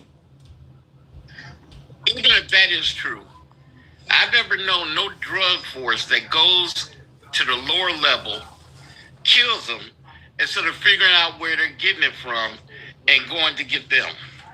What if it's on surveillance? What if they've done surveillance and they already know, and maybe they're planning on killing them too? Because Trump is talking about doing land strikes also. Look, if you were really serious about the drugs, you wouldn't get the mules. You'll get where it's processed at. Yeah. You can send a couple drones in there and undercover at night and take the whole place out. And then you don't have to worry about the boats anymore. Yeah, I'm giving you what I've heard, but I'm going to be candid and admit I side with you on this because once he pardoned that Honduran president that was a drug kingpin, that killed all credibility that this is about drugs. You don't do that in the middle of a drug war. Once he did that, it's pretty clear it ain't about drugs. And then, of course, seizing oil tankers and all. To me, what I believe is happening is the goal is to make life uncomfortable as possible for the Venezuelans until they get rid of Maduro. That's what he's trying to. I want to get rid of Maduro, and I'm just going to continue hammering Venezuela in any way I can until they succumb to what I want. It ain't about drugs. So you're going to kill 2 or 3 people at a time. That's going to get rid of him. Well, I'm killing 2 or 3 people. Yeah, I'm killing 2 or 3 people to let you know I plan on killing more, but I'm going to kill a small amount to let you know I'm serious. It doesn't make, this is a crazy administration we have. That doesn't make sense at all. And it's starting to get, he's riding on the immigration. This is what you ride on with him. The immigration, the price of gas, and some damn eggs. That's a 3-day. But we were complaining about the price of eggs under Biden, so people did want the egg prices to come down. Look, man, fuck MAGA, omelet eating ass. MAGA's omelet eating ass. You know, an omelet sound kind of good right now. Oh my Lord. You know, that's ridiculous. Those are the three things they're running on with that. Come on, isn't there more to it than what's going on with that than just eggs, the price of gas, and immigration? Well, yes, there is more to it than that, but that is what he ran on. That is to some degree why people voted him in. So he's going to bring up the reasons you voted me in. I have successfully accomplished that stuff. I've gotten the price of eggs down. Price of fuel is pretty damn low. I mean, the price of eggs. I mean, yeah, he's going to bring that stuff up. That's what he ran on. Immigration. It's only a matter of time, man. We are in a bad state of way. We're heading down, and it isn't going to be long. And let me ask you this. Sure. When is the last time, I don't know if it's just me, maybe I miss things. I don't watch Trump that often. But when is the last time you seen him on TV where they actually show him walking somewhere? They just showed him walking Marine One a few days ago. He still walks. I've seen that. They showed him standing there asking a few questions. I didn't see him show him walking. I just did. Like yesterday with He's the walking. Union. He's walking. He answered it. Union. Go ahead. Isn't that supposed to be held in front of Congress or Senate? Isn't that where they usually hold the State of the Union address? Well, I think there's gonna be another one later this year or something like. No, but what he did yesterday was not a State of the Union address. That is not how that normally goes. Okay. That was more or less a pep rally. But in regards to what you're talking about, have I seen him walking? I seen him last week. He was standing out by the White House. He answered a few questions, and then he walked to Marine One, the helicopter, and he saluted the guy the Marine that's standing there, and he got on. Yeah, he's been seen walking. I just wonder. I haven't seen him walking that much, Yeah, and I didn't know if he was all right or they're just hiding things or what. Didn't he also? Well, I'm trying to see. You don't normally see him. You don't normally see the president walking for much stuff, though, because we've seen him standing plenty of times. But he walked to Marine One, so yeah, he did walk that time. But I'm trying to think. Have I seen him walking recently? Other than that, I can't think of it. They see Biden and Obama, and when they get through the speech, you see them walk right out the door or wherever. But that was a problem for Biden, is you seen him falling too many damn times. All right, leave Biden alone, man. He was an old man with a good heart. He was an old man. Oh, he was an old man with a good heart, man. Well, Trump is actually older than Biden. I mean, Trump from 2024 when Trump won to 2028, he actually is older than what Biden was from 2020 when Biden won to 2024. Trump is the oldest president we've ever had. And it shows. How? What's wrong with Trump compared to Biden? He isn't the same. Don't get me wrong, man. Before Trump started getting in the political arena, I used to watch The Apprentice. I liked it, Trump. I've been in the Taj Mahal in Atlantic City. Oh. I liked it, all that stuff. I liked it. He wasn't, to me, he wasn't but a bad guy. But since this political thing, since he's a different dude than what I thought. So well, now, you know, I think the issue is because I think historically it's probably going to go down in history that he was far more successful during his first term. I don't think the loyalists have helped him out at all. I think his first term, the economy and things like that. Now, some would say he was riding Obama's economy, whatever. But I think having actual educated experience folks on his administration the first time made for a better president. These folks now are not holding him back. Like, for instance, the plaques in the White House. Little crazy shit like that. The first administration would have probably told him, this stuff is not in your best interest. The second administration is just letting him do whatever and is making him look like a madman. So I think historically his first term is going to look way better than his second term. that COVID thing, he fucked that all up. Now, y'all know you like Warp Speed, and it should have been Warp Speed the way he fucked it up in the first place. Because it didn't have to go that far because he knew about it in advance. Yeah, but it's, that's cool. You know, we needed needed warp speed that they fucked it up like that. We needed that. Yeah. Something like I said, his first term, if he hadn't rolled out the vaccine with all the conspiracies, yeah, he would have absolutely been worthy of a, I don't want to say the Nobel Peace Prize because you don't get it for that, but he would have been worthy of some real serious awards for basically Operation Warp Speed, according to the science, is responsible for saving millions of lives. That came from Trump. He gets credit for that, but the way he rolled it out, criticizing Dr. Fauci and all this stuff, he kind of messed it up. How do you get credit for saving a million lives when you killed a million lives? How did he kill millions of people? He knew about COVID in January. He said that himself with that interview. With Bob Woodward. You're talking about the Bob Woodward interview. Yeah, exactly. Yeah. So now you got, I don't know about you sometimes, Tim. Look, I like to look on the bright side. How about that? Well, that's easy to say, but what about all the people that did die? I don't know. How are you? Okay, Trump knew about COVID in January. He didn't act fast enough, but do you accuse him of being responsible for their deaths? Yeah, I do. Yes, I do. If in January, if you're finding out there's a disease coming and we need to get in front of this, and you choose to ignore it, and then later confess, well, I didn't want to alarm the American people. Yeah. All right. I mean, that's a good argument. I can't argue with that. If you knew something deadly was coming and you were more focused on portraying the country as having a good economy because it would help you get reelected, as opposed to actually treating it. Yeah, I'll give you that. I can't argue with that. So you can stop with that warp speed. But ain't no damn but, Tim. Ain't no damn but. Warp speed saved way more lives than his stagnant response to COVID killed. What? What? Say that again, Tim. What? Warp speed was utilized worldwide. Worldwide, people's lives are being saved. Okay, maybe, but the deaths that were pre-warp speed were unnecessary deaths. Yeah. So you can never take that away. I don't care how many you saved. How many millions of people died before that? Yeah. How many families?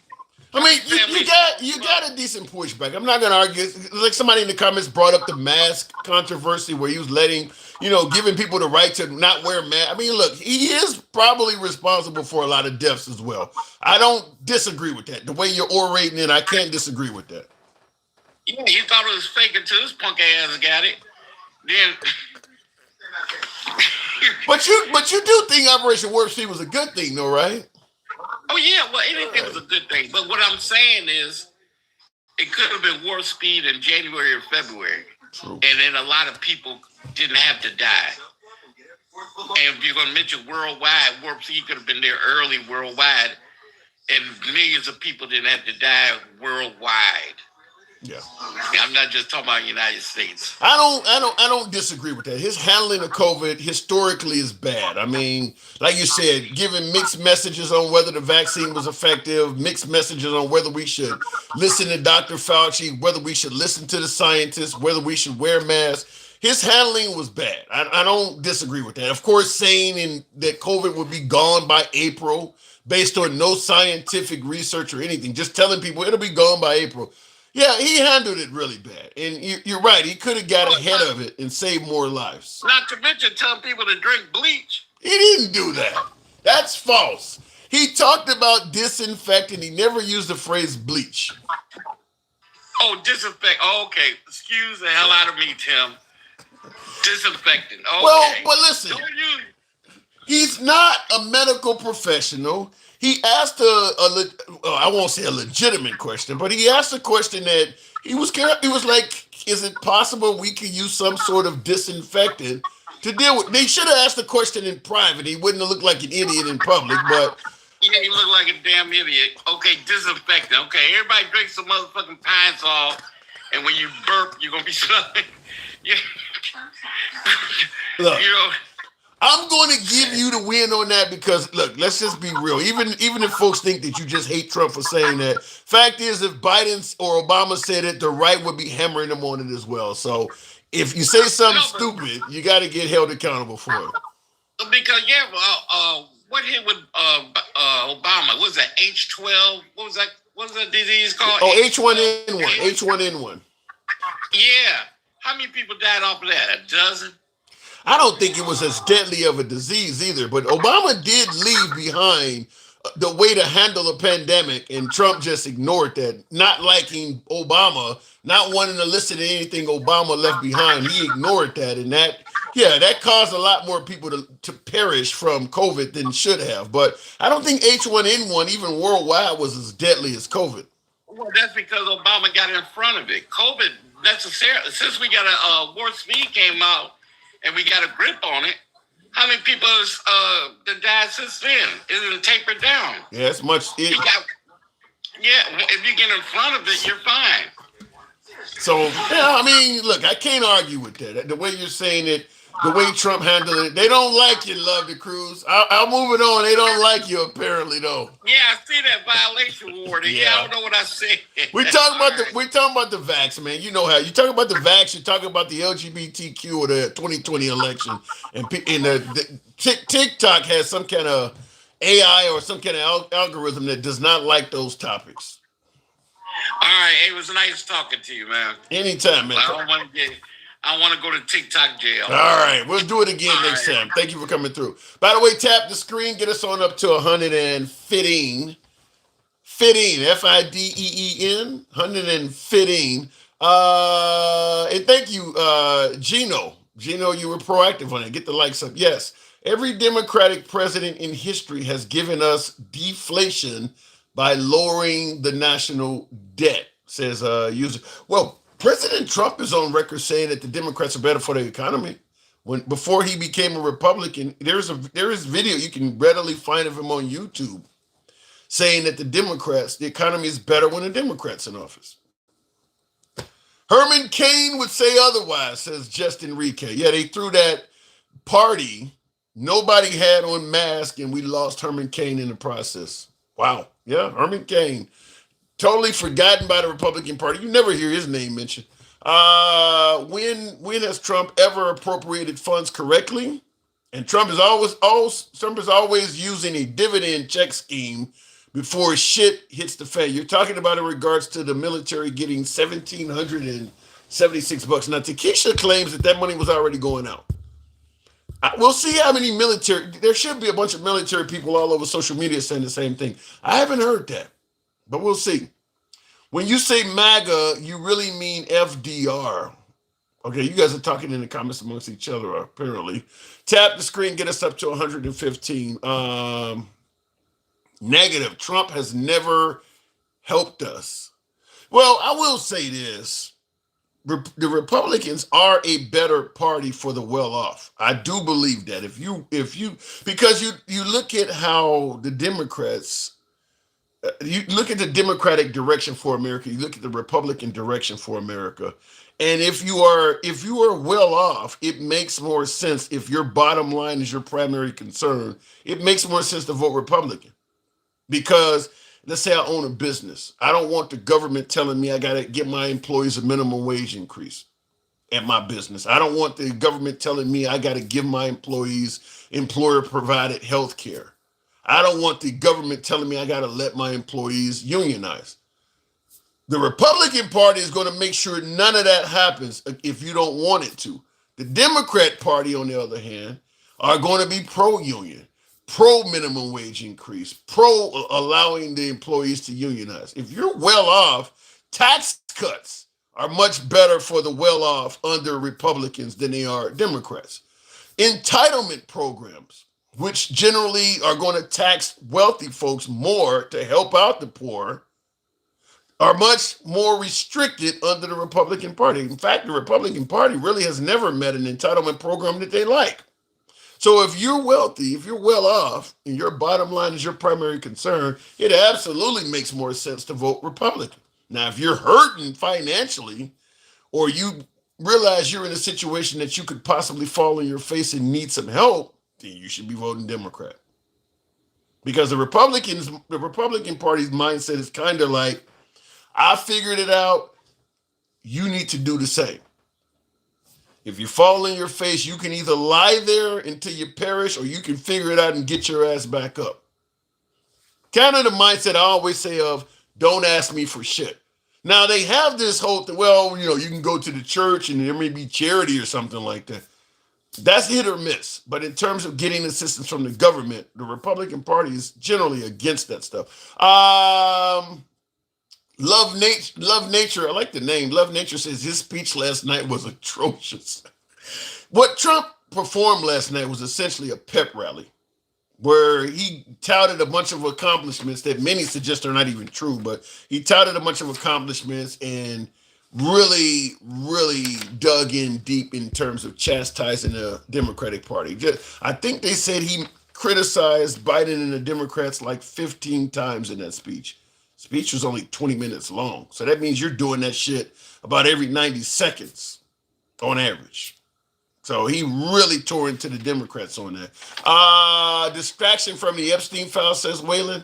Do you think people really care about the Epstein files on the right? I don't think it matters. I think the right were gung-ho about getting the Epstein files until Trump came into power, and they suddenly would just rather have Trump in power. I don't think they care. I mean, it was everybody from Oprah Winfrey to Tom Hanks was on the list when Biden was in office. Once Trump got in office, we get it. It is what it is.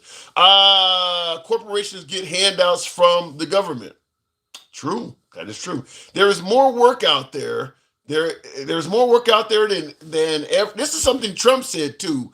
In the comments, Steven says there's more work out there than there. You're saying there ever has been, but I think the way you worded it. But he said there's more work out there than there ever has been. And one thing he has done, he's rolled back the EPA, Environmental Protection Agency. He's made a lot of things to where they can't tighten the new surrounding the economy. Well, let me say something about rolling back the EPA. Remember Palestine, Ohio, where the train went through the town and tipped over or derailed and all this toxic chemicals and shit? This is under the Biden watch. Just really turned the town into a toxic playground. Many suggest that rolling back protections, rolling back regulations so that the railroad could actually carry all this shit with only 2 people on board. Getting rid of the EPA, every regulation that's in the EPA usually comes by way of somebody doing something that either hurt the environment or hurt other people, and they ended up creating a regulation because people were hurt behind it. It's just like anything else. Any safety, you lock your door because somebody's houses were getting broken into before they invented the lock. All of this stuff came from something. The idea that the EPA is just sitting back making a bunch of useless shit, I don't agree with that. I think that a lot of that stuff comes because at the end of the day, corporate America, capitalists want to operate their businesses for as little as possible.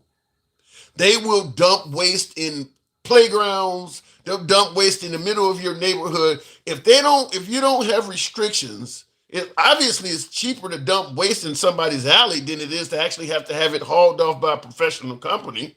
So if there's no law requiring that I hire a company, I'm going to dump it on the street somewhere.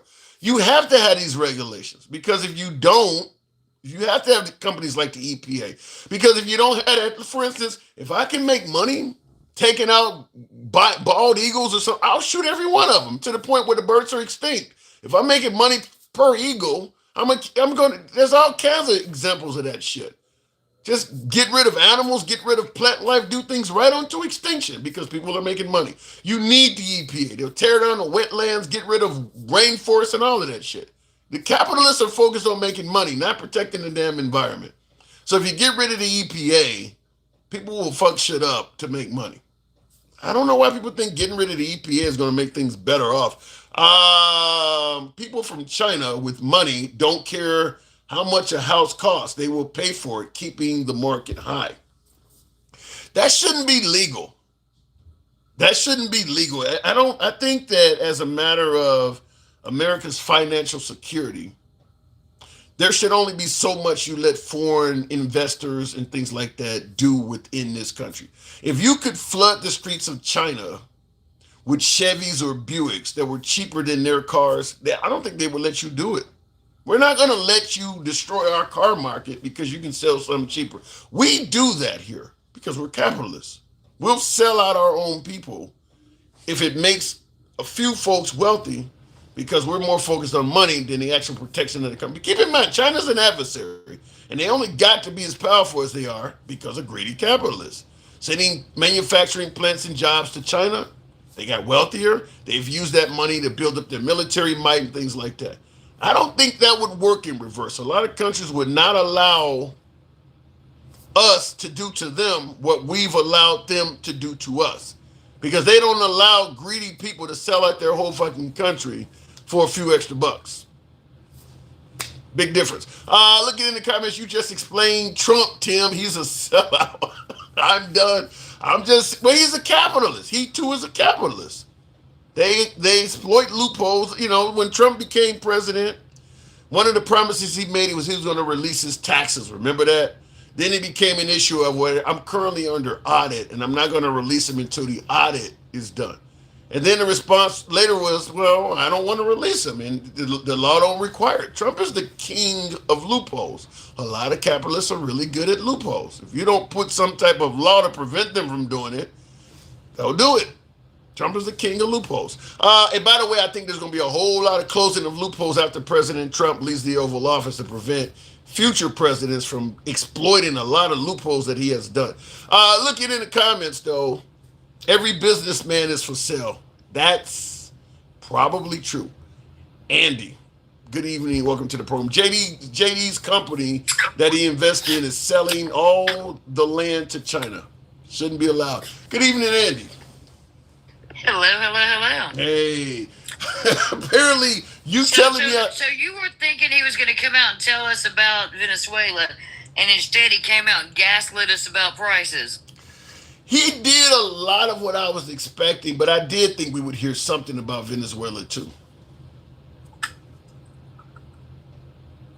I don't know how he's going to tell women prices are cheaper when they just got back from Christmas shopping and bought less and spent more money and went to the grocery store for Thanksgiving, and women were complaining endlessly about prices. So I don't know what he's talking about. That's just a straight up lie. I'm under the impression right, the EPA is hella important. Yeah, because I grew up in Birmingham with the steel mill, and the sky was orange until I was 10. To the EPA clean that shit up, and you don't get after the EPA, you don't let the EPA exist, then you won't have water to drink. Yeah. Because they are constantly all over these corporations for continuing to dump water, dump poison into our water systems. Yeah.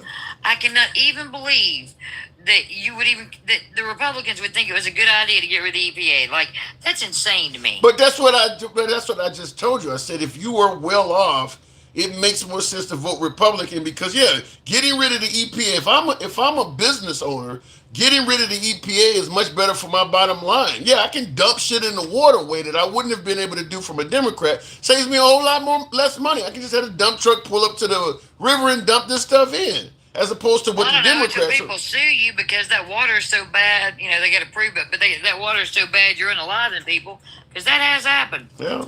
Yeah, I mean, you have a bunch of Aaron Brockoviches, but I'm just simply saying that it makes sense as a businessman that cares about your bottom line to vote Republican because not really. Well, I mean, not if you care about your planet, because if you I said bottom line, I didn't say the planet. If you destroy the planet, though, Tim, you're not going to have a bottom line for long.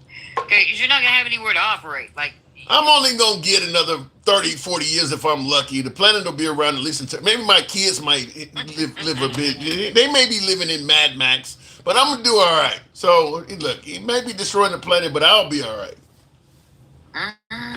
I'm glad you think so, but okay. I'm just saying. That's the way it is. What do you think about the rest of those lies he told us last night?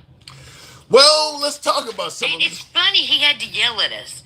It's like he thought if he yelled at us, it would make it stick better. And instead, all I did was laugh harder. Like, it's... Well, the man said he did end 8 wars in only 10 months. What say you? I say he lies. I mean... I'm sorry. I still see. Look, I ain't seen Ukraine sign anything yet, and every other thing he starts, he starts a ceasefire, but that ends right back into a conflict. And isn't he currently trying to start a conflict? How can you ask for a peace thing while you're over there tuning up Venezuela? That don't make no sense. How about this one, though? Isn't he going to piss off some of his new allies? Like, not any allies I care about, but, like, picking that boat up, like, that's Russia, and, I'm pretty sure he's pissing off some people he likes. Well, I mean, maybe they'll make some deals on the back end. I mean, of course, stopping an oil tanker is not going to make everybody happy when you're on TV bragging about keeping the oil. But how about this? He also pointed out that because he ended the Gaza Israeli conflict after 3,000 years, and this is a quote, he brought peace to the Middle East. Why? Why are you laughing? Isn't that a good thing? 3,000 years of peace? No, that ain't worth. Just no. I'm so tired of him. A Republican, he gonna run for a third term. He ain't got the stamina to do what he's doing today. Can't talk about Sleepy Joe when every time you turn around, Donald Trump's damn asleep. Yeah, he's getting and what is it with that? Wait. What is it with this rumor I heard about he's got a West Wing Hall of Fame and he's got everybody's picture on the wall and he had little plaques made? That ain't no rumor. That's fact. In fact, he can control people. Yeah, that's not. If a Democratic president had ever done that to the Republicans, I would dare say Republicans would lose their ever-loving minds. Fact. And by the way, what you're talking about, there's a picture of it on my screen behind me. That actually exists. Those are the photos of the presidents and the plaques he put on. And basically the plaques are just his opinion of the person and the people he think very low of. Like he got Sleepy Joe Biden was Biden's nickname and all of that in the plaque. So, I mean, he blames Biden for the Ukraine-Russian war. He blames him for Hamas going into Israel. And how long are Republicans going to keep accepting that bullshit answer?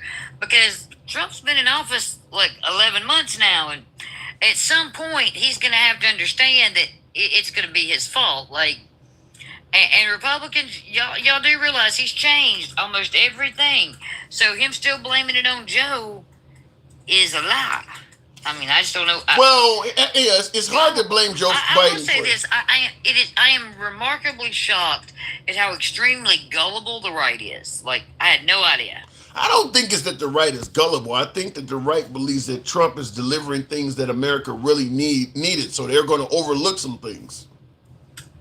No, they believe a lot of things he says that's just not true. That's gullible. I don't know. Sorry. 3,000 years peace in the Middle East. I don't think the right believes that. Certainly when he says I guarantee you, we'll make a bet. I'll be sitting on one of these panels this week and some idiot will pop up and tell me that. I guarantee you that. You know it's true. You're sitting there laughing because you absolutely know that one of his supporters is going to say that. Because, I mean, really. Well, he said he can bring down prescription prices by 400% to 600%. That's not mathematically possible. I looked that up. That's mathematically impossible. Right. So they don't believe that unless they have no mathematical education.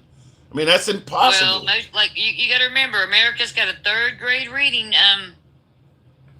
comprehension. I don't know, And what's crazy is he claims to have gotten really good grades from the Wharton School of Finance, and he's talking about 600% discounts. A 600%, if I give you something for free, that's 100% discount. 600% means I got to give you the item plus 6 times the cost of it. You're not going to go to the pharmacy and they're going to give you your drugs for free plus 6 times the price of the drug in cash. I do want you to ask them, though, as they come up, I do want you to ask them how much of this they believe. I'm really curious. Because you say they don't really believe it, but, you're my buddy and all, but I'm going to tell you, I think that, in my opinion, they believe a lot more of this than you think they believe. Well, when I was at one of the Trump rallies I went to, I had a guy tell me 99% of the time, if you just bet on Trump, things will turn out right. It may not, kind of like the same thing you hear about the deity. he works in mysterious ways, or you often hear people say God doesn't come when you want, but he comes right on time. So it kind of means that no matter how questionable things look, if you just stick with him, it will turn out all right. That's what they say about God. That's what a lot of folks say about Trump. Just bet on him, and no matter what it looks like, in the end, it will work out. He's playing 4D chess. He's playing chess. Everybody else is playing checkers. Just work with him, and it'll turn out right. So that's kind of what they're going with. Well, it'll work out right, okay, for him, because Trump doesn't really care about them, so he's not covering their ass. He's covering his own ass. So I think they might need to be a little concerned, because Trump does make sure everything works out for him, but at what cost? And what cost to whom? Well, they don't see it that way, Andy. And I mean, they see it as Trump has been winning constantly so far. So we'll ride with him through a bad season. According to economists, we're all going to be paying we all are paying about an extra $200 a month currently, because of raises in prices to our power bill and other things and food. So like $200 a month times 12, I think that's going to eclipse the tax cut they got. Well, the economist you're listening to is a Democratic plan. That's how they see it. Look, the guy is just out to. I'm sorry. Most economists don't really pick parties. Most economists are very boring math people that, like, if it can't be expressed in numbers, they don't want to talk about it. So, like, I don't know where they get that. And the fact that they say, oh, the judges are different. Like, that takes a lot of mental gymnastics to escape any kind of accountability to just say that, because you can't deal with the fact that you might actually be responsible for some of your problems. Like, to me, that's just the wildest shit ever. And extremely lazy. I'm just going to say, extremely lazy. Well, I'm just simply telling you how the mindset is. In the comments, Nick says, lady, what are you even talking about? You were playing one-dimensional chess. Trump is playing 4D. You have no idea what you're talking about. That's an actual... Well, okay, where does 4D chess come from? I wonder if they even know. Where did they get the idea of 4D chess? I don't know what that is. I hear it a lot. I don't know what it is. It would be from Star Trek. It's a... Oh, okay. Well, then that means Trump is back. And I highly doubt that, because, first of all, Trump literally has handlers that, like, lately, have you seen him walk anywhere where somebody hadn't had their arm tucked underneath them? And realistically, Jay said that Trump was illiterate. Didn't know if y'all knew. J.D. Vance said he was Hitler-like, so J.D. Vance has changed his tune. Well, no, J.D. Vance just got some power, and he's hoping to replace him right afterwards, so he's okay with that. That's about himself. That's not about anything else. Like, J.D. has always been very transactional. That's why him and Trump do so well together. They're both very transactional people, and they only do things when it benefits them or they think it'll make them look good. Well, be careful. You're talking about what could be your next president. In the comments, TT88 said, hang on.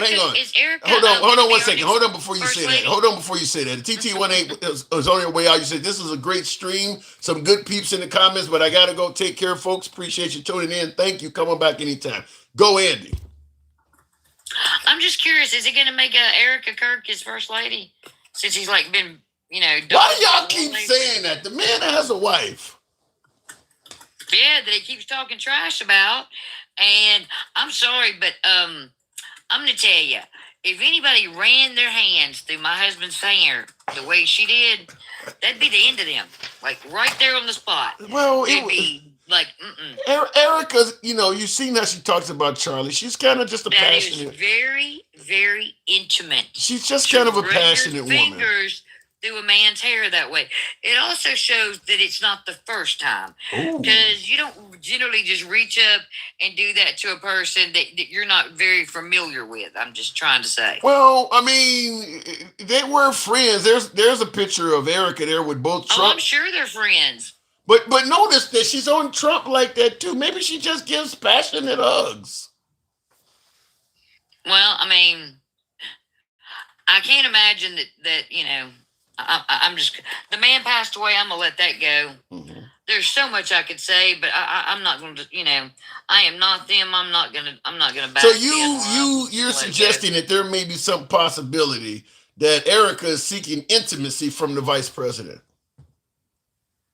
or vice versa. Well, I mean, I don't know if she's seeking it, but the position they found themselves in looked awfully intimate to me.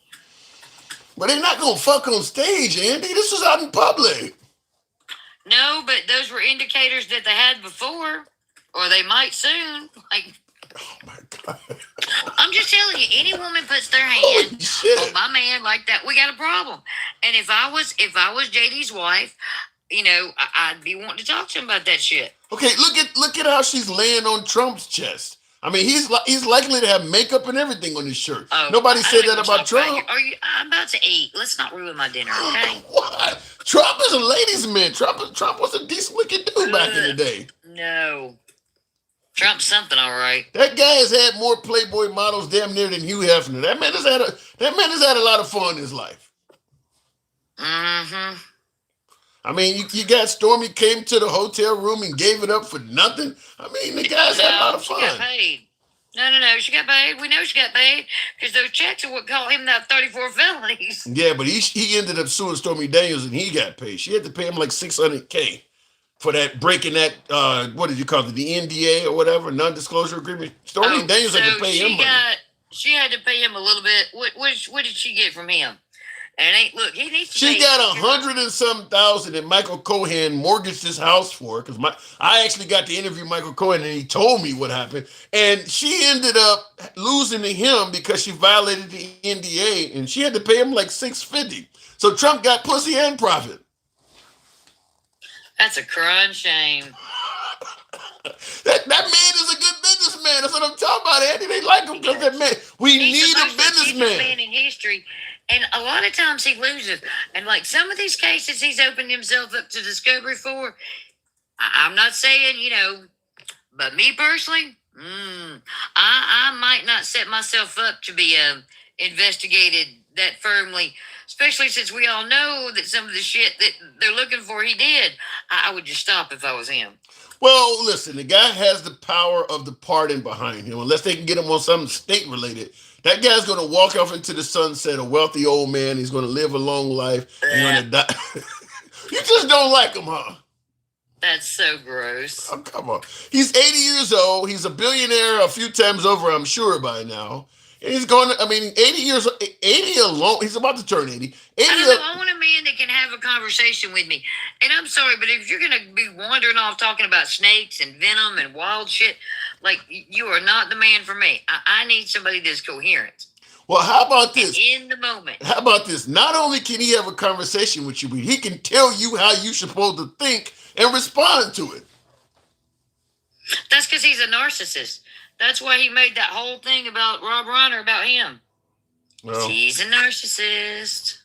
Well, listen, anybody that reaches the pinnacle of success like him is going to have a little bit of narcissism, right? Mm-hmm. Oh, no, I think John McCain wasn't that bad a dude.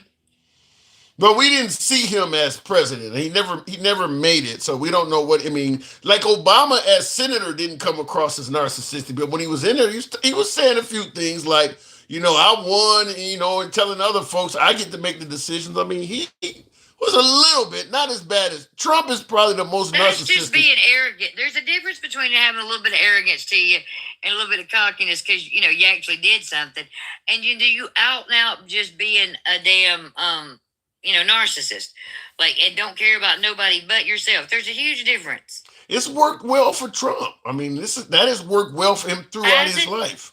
Yeah. Because, I look at him and I just see a sad, lonely old man whose wife don't even want to come to him, that he had to work out a damn prenup negotiation twice to get her to come last time, and, has to pay for women. I don't know. Listen, Melania Trump, you don't really think that's a relationship that was based on love to begin with, do you? No. Right. But I do kind of feel sorry for, I would not want, I cannot imagine having a transactional relationship like that. A lot of women are down with it if you pay them enough. So listen, the man wants something that looks good on his arm, for meetings, for first lady, whatever the case may be, for a little bit of nanny when you want to hit it every now and then. That's what he wants. He wants the best. that costs a little bit when you get to be his age. So he has the money. He paid the cost to be the boss. He got something that looked good. Yuck. This is how Has this. Look, I'm sorry, but I have to have some self-respect for myself at some point. Like, I could not.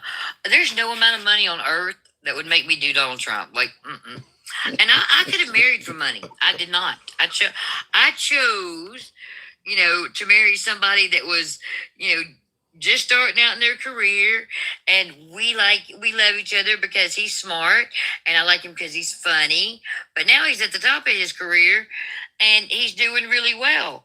But that wasn't that way when we started out, and so I think a lot of people, don't realize that women, when you marry for money, that's the hardest job you're ever going to have. You need to marry for love. It depends if the guy's going to be dead soon. I mean, how long is Melania Trump? Okay, she did put in some time. I mean, she ain't exactly Nicole Simpson. What was the girl's name that married the rich guy? I can't think of her name. She was a playmate. She's dead too, but she married Nicole We're not something. talking about Anna Nicole. Yeah, Anna Nicole Smith. married Anna him Nicole because Smith. She felt safe. Huh?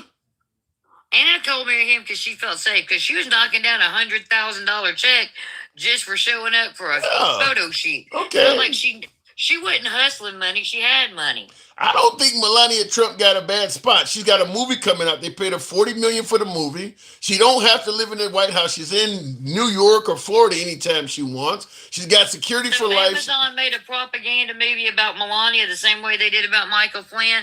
Why am I not surprised? Well, she got $40 million for it. So I don't think her job is that bad. She fucked the dude a few times. She don't have to be with him. She don't have to really. She only got 5 staffers. Most first ladies have like 20.